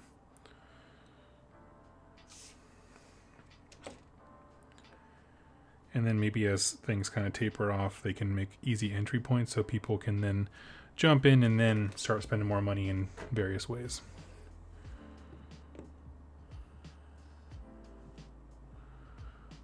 $46.47. That's kind of the idea with Fire Slayers. I remember when the Fire Slayer one came out, and also the Thousand Suns for 40k. There's a bunch of people who are just like, I just bought all this stuff separately. No. Like, sorry, bro.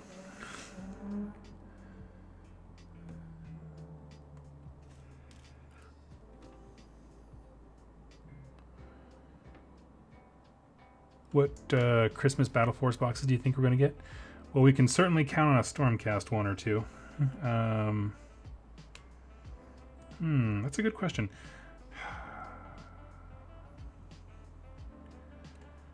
Certainly a death one of some kind. I'm not sure what kind of death.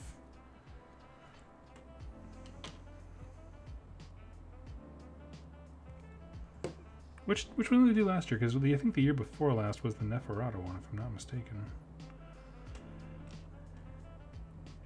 GW shill. Thank you, Jack. Calling me a shill. You have half a GW store in your closet.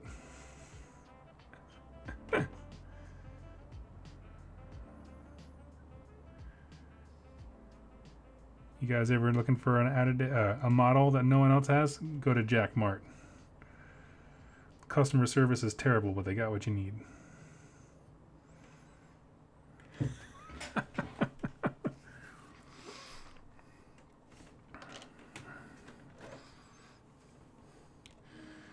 How much of that half of a GW store in his closet used to be yours, though? Good one. I don't think any of it. All of my stuff is well painted. That's why he got it off me. And so that's in the display cabinet out front. So he can, wow people when they come over to his house. Like, man, look at these gorgeously painted models that my good friend Doug did. The closet, the GW store in the closet is the pile of shame. Stuff that I haven't yet bought.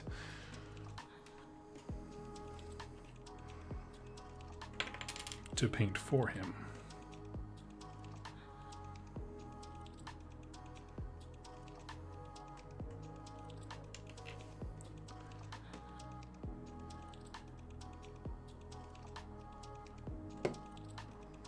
Do you ever do much converting? I got some Nurgle Blood Bowl dudes I'm planning to convert into Blight Kings. That's awesome. I don't do a ton. I'm going to do a little bit for this project eventually. Some of the... I'm not going to do a lot, but some of the heroes and stuff will have some modifications to them. That's pretty much it. I don't plan on doing a whole lot.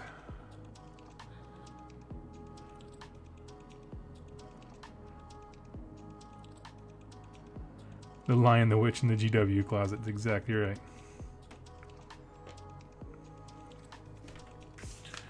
Oh, I got one left.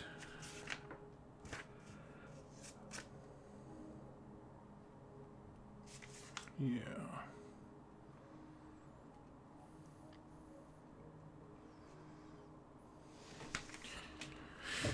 Shoot, I have 3 Land Riders in my closet. Price tag is $45, but they retail for $75 now. Oh.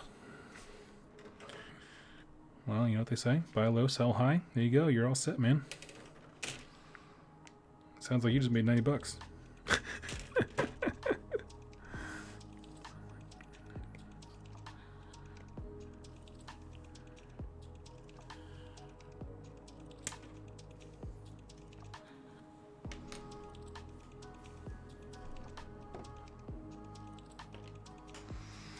Good evening, Cold Shoulder. Want to see at least one Plaguebearer with an eye patch? Oh, you will. I'm actually gonna specifically pick a Plaguebearer that has one eye, because there's a whole bunch of those. So it's gonna be a one-eyed man with a blind with a eye patch.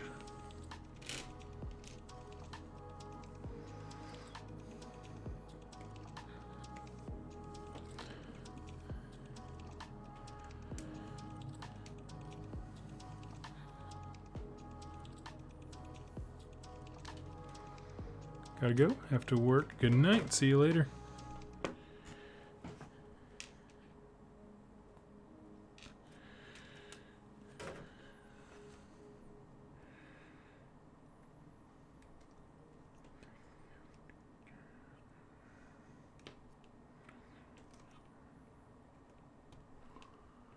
How many Blight Kings you building? I have I own at this moment a sum total of 20.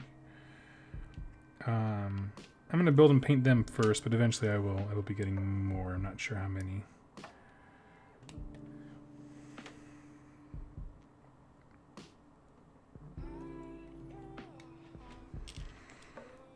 But it seemed like a pretty good place to start.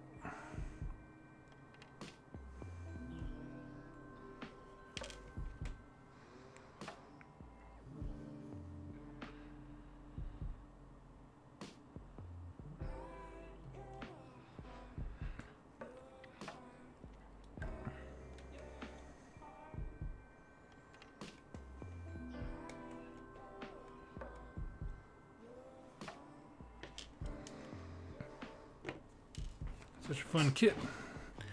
He was really generous with the bits. Yeah, the only bits that I feel like I wish there was more of is different head options. Just because some of the necks are different, so not all the heads are interchangeable. So that there's some extra helmets that I was like, oh, I would love to use that, but it can't because they don't work with, you know, the kind of neck or whatever that I'm working on. Obviously, I can green stuff, but that sounds like a lot of work. No, I want to build at least one of everything, so it's like it doesn't really matter right now.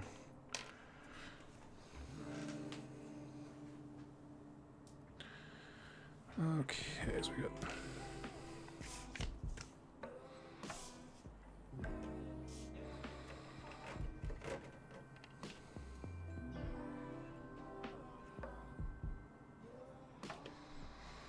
Anyone have any idea on how to make flesh for my flayed ones? I can't get the green stuff to look the way I want. I've never tried green stuffing skin. It seems like you just need to get it incredibly thin.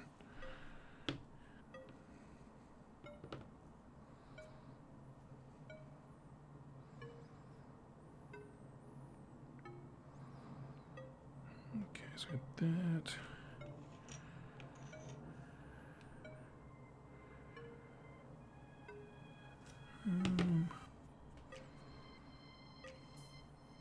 Let's build him with the shield. That sounds cool.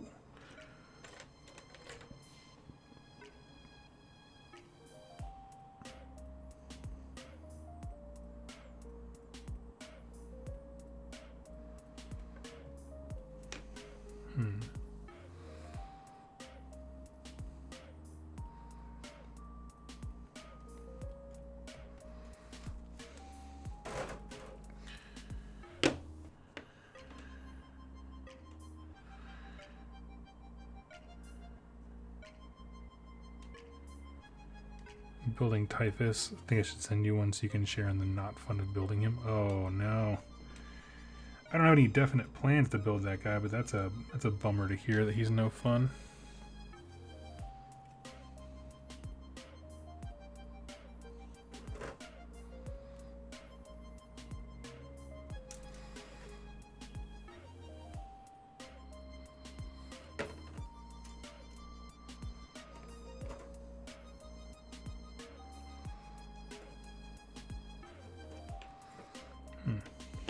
Okay.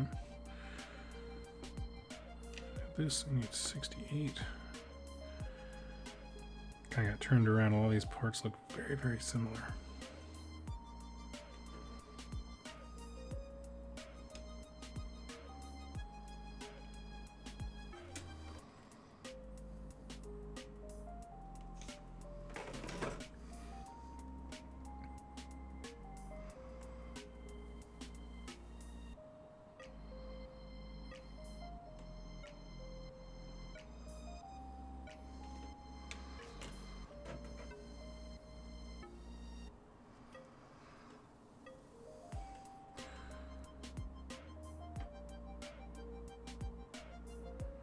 Kenzie, hasn't Doug or someone featured your voice? Yeah, she's joined me for 2+ Tomes, our book review series, and my wife has done. She did lore intros for a few videos because she's a sport.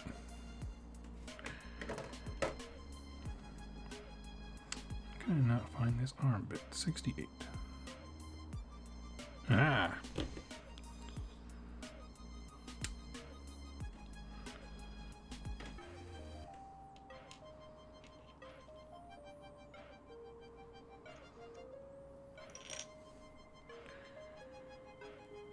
And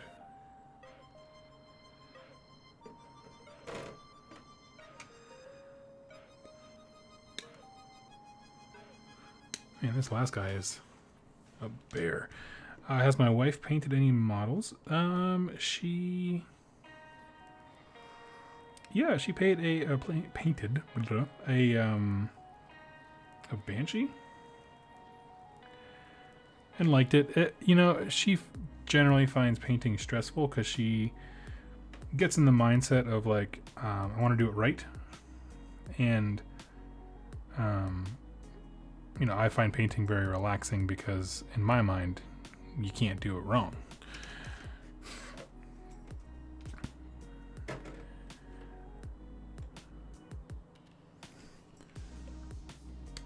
So it wasn't as much fun for her, but that's all good. It's not for everybody. I hate building models, so everyone's got their jam.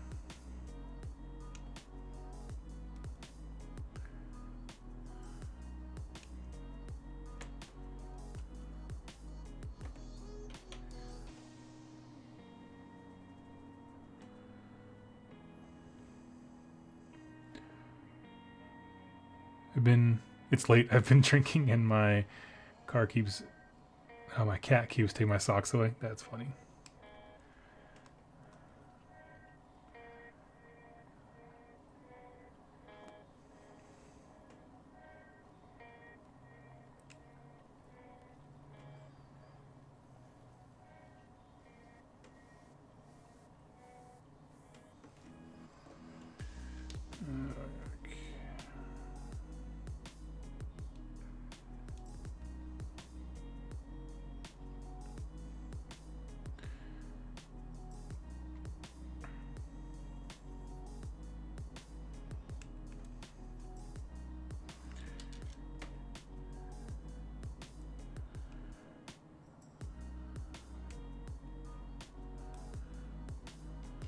So Doug, careful with the color scheme for their skin. I wanted bruised purple, ended up looking like Barney the dinosaur. You know what's really good for bruised purple that I have found? I've practiced a few times now. The contrast paint Magos purple is super thin, bro. And so, yeah, so what I'll do is I'll even thin it down a bit more just so I have more control over the color amount. But yeah, doing that over a skin tone, it looks good.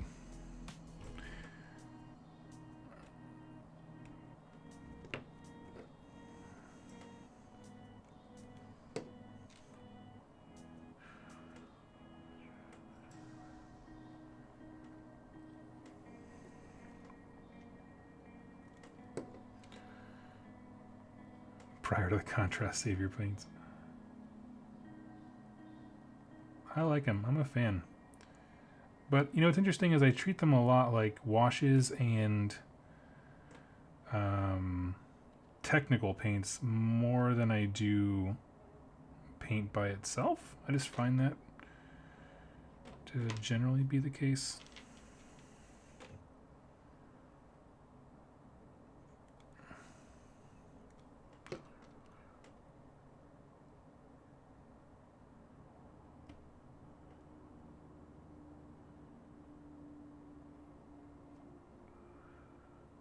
Like that.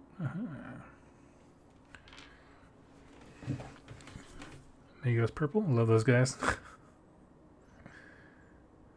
Let's see. How to paint like a god. No oil. That's all.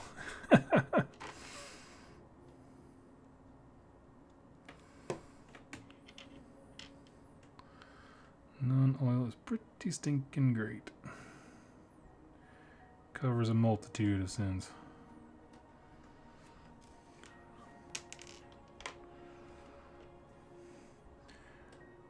I get compliments on my paint jobs, which is very, very kind. People are way too nice to me. But it's all my painting style is just all based on finding the quickest way to get blank result. And contrast have been awesome in that endeavor. What is the quickest way to get skin that looks like this? What's the quickest way to get, you know, that kind of stuff?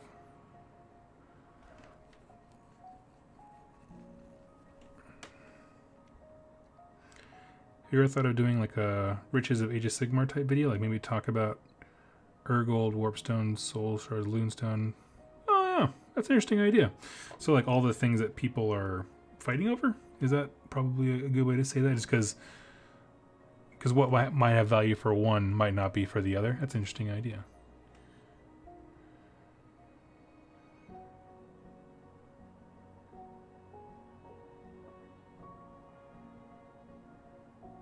Sigmarnomics, yes. Let's talk about the stock prices of food and gur compared to gold in, what, Chaman? What's that guy from Mad Money? Is it Kramer? Sell! Sell the bones of the fallen beast. Bring back the narrative series? Narrative series. What narrative series are you talking about? I'm trying to think. 2+ stuff. Favorite faction? Right now it's Nurgle. Maggotkin or Nurgle. As far as like concept or conceptually what favorite faction? Flesh Eater Courts is pretty amazing. I love the idea they're so broken mentally by what's going on that their reality is just a separate thing compared to what everyone else is seeing. That is just a really neat idea.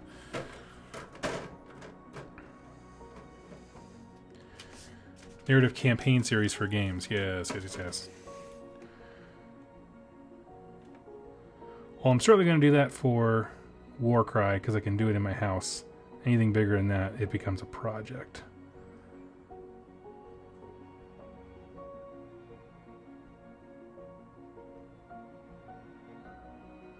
Sorry, pronouncing it wrong. You're pronouncing it wrong. Chaman is always to be pronounced like Michael Jackson. Chaman! What about exploring the different economies in various cities? I'm hoping that we get information about that in the Cities of Sigmar book. But right now, there's not a ton. When we know, like, Chaman does is rich in minerals. We know the Gur has a lot of food, and those things are traded, but there's not really enough to like go into depth about yet. Episode 3, why are we fighting? Do you know that the fly wings on bloat drones can be used as Forest, Pixie, Fairy, Star player in Blood Bowl? I've never played Blood Bowl. Didn't know that. Doug, assuming we do a Warcry event at Nova 2020, are you in? I think Boston is going to run it if there's room.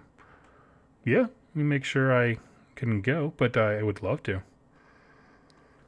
Would love to do a Warcry thing, for sure. Especially if he sets it up to where like you do it campaign style, where like you have a huge roster of dudes and you only take so many for a fight. That'd be amazing. Because then like by the end of it, people are like actually dying, and that kind of stuff would be amazing.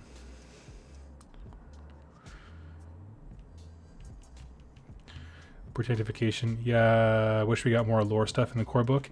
That's the thing that I'm super disappointed about, to be honest with you. Like, I was really excited. I was talking to my patrons about like, yeah, let's all get excited for, Warcry lore. And then I got the book and I'm like, there's like a paragraph for each faction. I'm like, what are you talking about? You're killing me, Smalls. I need lore. So, what I'm doing right now is tearing through the anthology book, and then I'll make lore videos based on the specific, because there's like Iron Golems is like a broad category for a bunch of war bands that all have the same idea or ideals, and they're all that way. So like one Corvus Cabal warband could be in direct competition with another Corvus Cabal. They're not like unified armies. They're just kind of broad classifications. So I'll be doing lore videos about the specific ones in those books, but yeah, I don't know. It was pretty limited in terms of what there actually came in. Daniel, permadeath and Warcry sounds expensive. So Daniel, the way it works is like you can say you buy your one box, right? Let's say here's your 5 dudes or whatever because you bought brutes because they're fun. In your roster, you can have up to like 20 dudes, and you can keep purchasing identical ones so that if a guy like perma dies, you can just have that model act as another guy on your list, but your list as a whole, the 20 models you picked, will decrease throughout the event, if that makes sense. So you don't actually have to buy any more models. You just have to be willing to, like you're when it gets to the end, if people are dying rapidly, which I mean they don't happen a ton, but all of a sudden you have to be a little more choosy on, do I want to take this guy because he's the last one of that kind on my roster, and get a little picky. So that kind of stuff. So it's permadeath for that narrative character, but not necessarily like you have to have another model for it, which is neat. Oh, I forgot to put his shoulder pads on.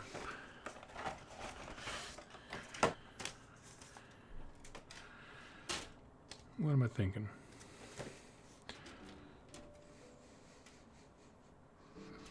Exactly. Brute Tom is replaced by his brother Brute Bob. Exactly right.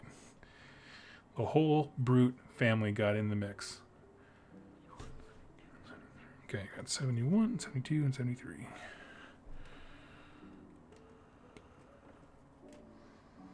What kind of expansions we'd like to see in Warcry? I would love to see... I don't know how to word this. Like maybe it's comes out as a campaign expansion, but I want them to really focus on adding actions to the game. So like mercenaries and monsters is cool because you get to play with monsters and you get to play with mercenaries. Like what's not cool about those things? But what I'd like added is just a few different actions that can really deepen the level of complexity of the game just by having options. So for example, like one that I talk about regularly that I want to see is Ram, where you give up both of your activations. You get to move your full movement, maybe some extra, it depends. And then when you end within an inch of a model, that model based on its size is pushed away, like because there's very specific base sizes. And so then if you played a narrative mission where there was, multiple levels, or like the floor is lava, the mission, all of a sudden you are smashing people off of buildings and that kind of stuff. Just more actions. I think in terms of design space, Infinity is a really interesting place to look because Infinity also has, you know, when a model activates, it gets 2 actions type thing, that kind of economy. And so you can base some stuff off that. So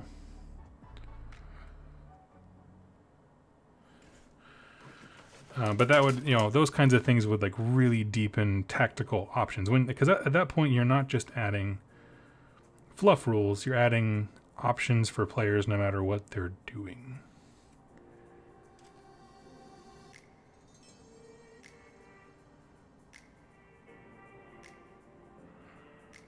Why can I not find this one piece?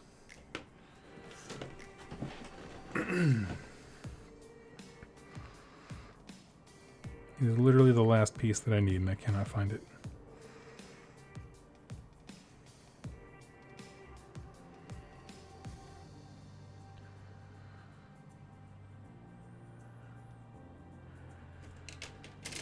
Two.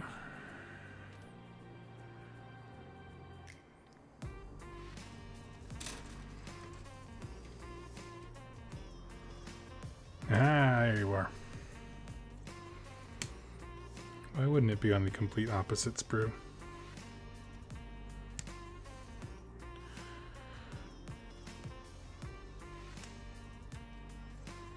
Sorry if I mentioned already, you have a favorite warband? The Corvus Cabal is my favorite aesthetically.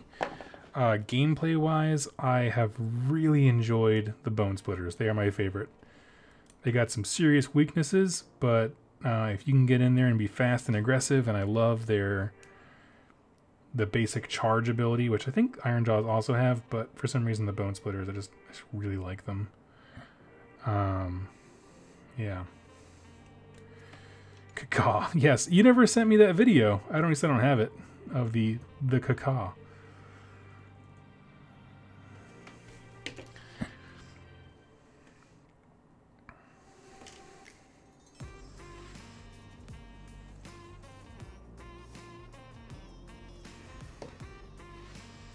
Not yet. Frank's wife will email it to me. Alrighty.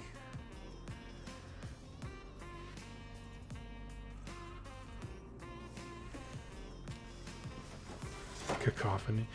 Oh, you guys are in for a treat. You don't even know what we're talking about. Their little caca thing. Whenever I do a faction overview for the Corvus Cabal, your eyes will be set to stun.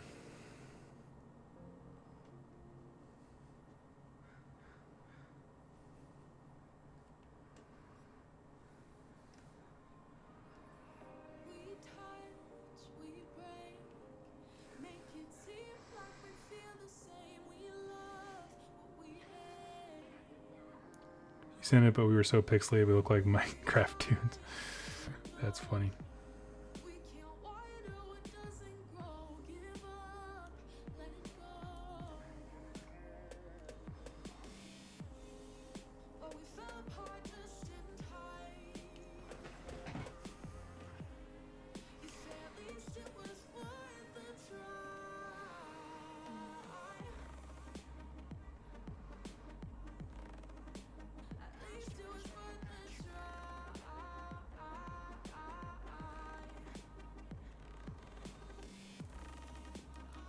Yeah. Okay, let's get this sorted out.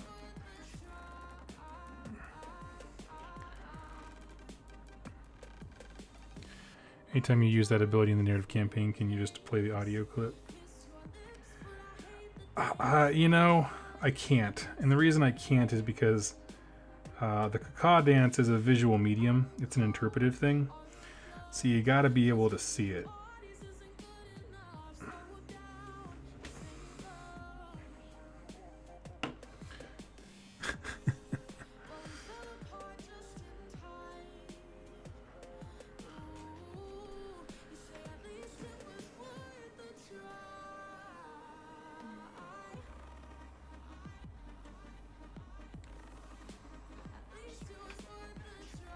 We've been doing it uncomfortably public places. I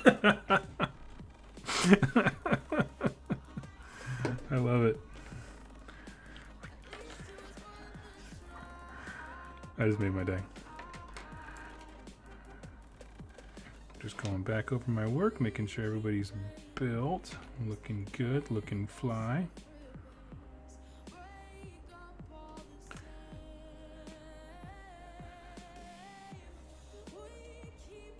Not sure how much Doug wants his bad riffs. I'll maybe do it like once, like towards the end, or I'll put it in like after the credits or something. I try to like, I don't want to break, you know, immersion too much. I'll get complaints about it.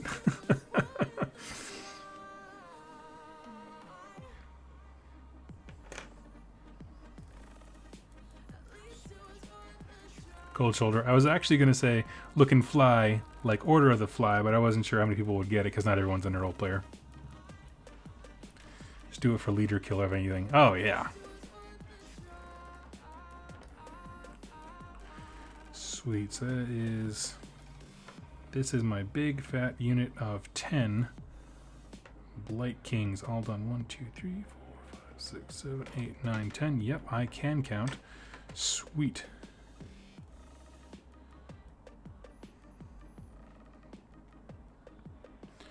The Sacred Order of the Fly and get you. Sweet. Okay. Well, friends, I have been going for 2.5 hours. Voice is going out, so I'm going to go ahead and hang up. But everyone, stay classy, stay safe, have fun, live, laugh, love. You know how it goes. And I will catch you. We're going to be doing stuff tomorrow. Let me think about that. Yes, I will. I will be here in the evening. So go ahead and stop by. What is it, tomorrow? Wednesday? No, tomorrow's Tuesday. So yeah, I will see you all tomorrow. Have a wonderful evening.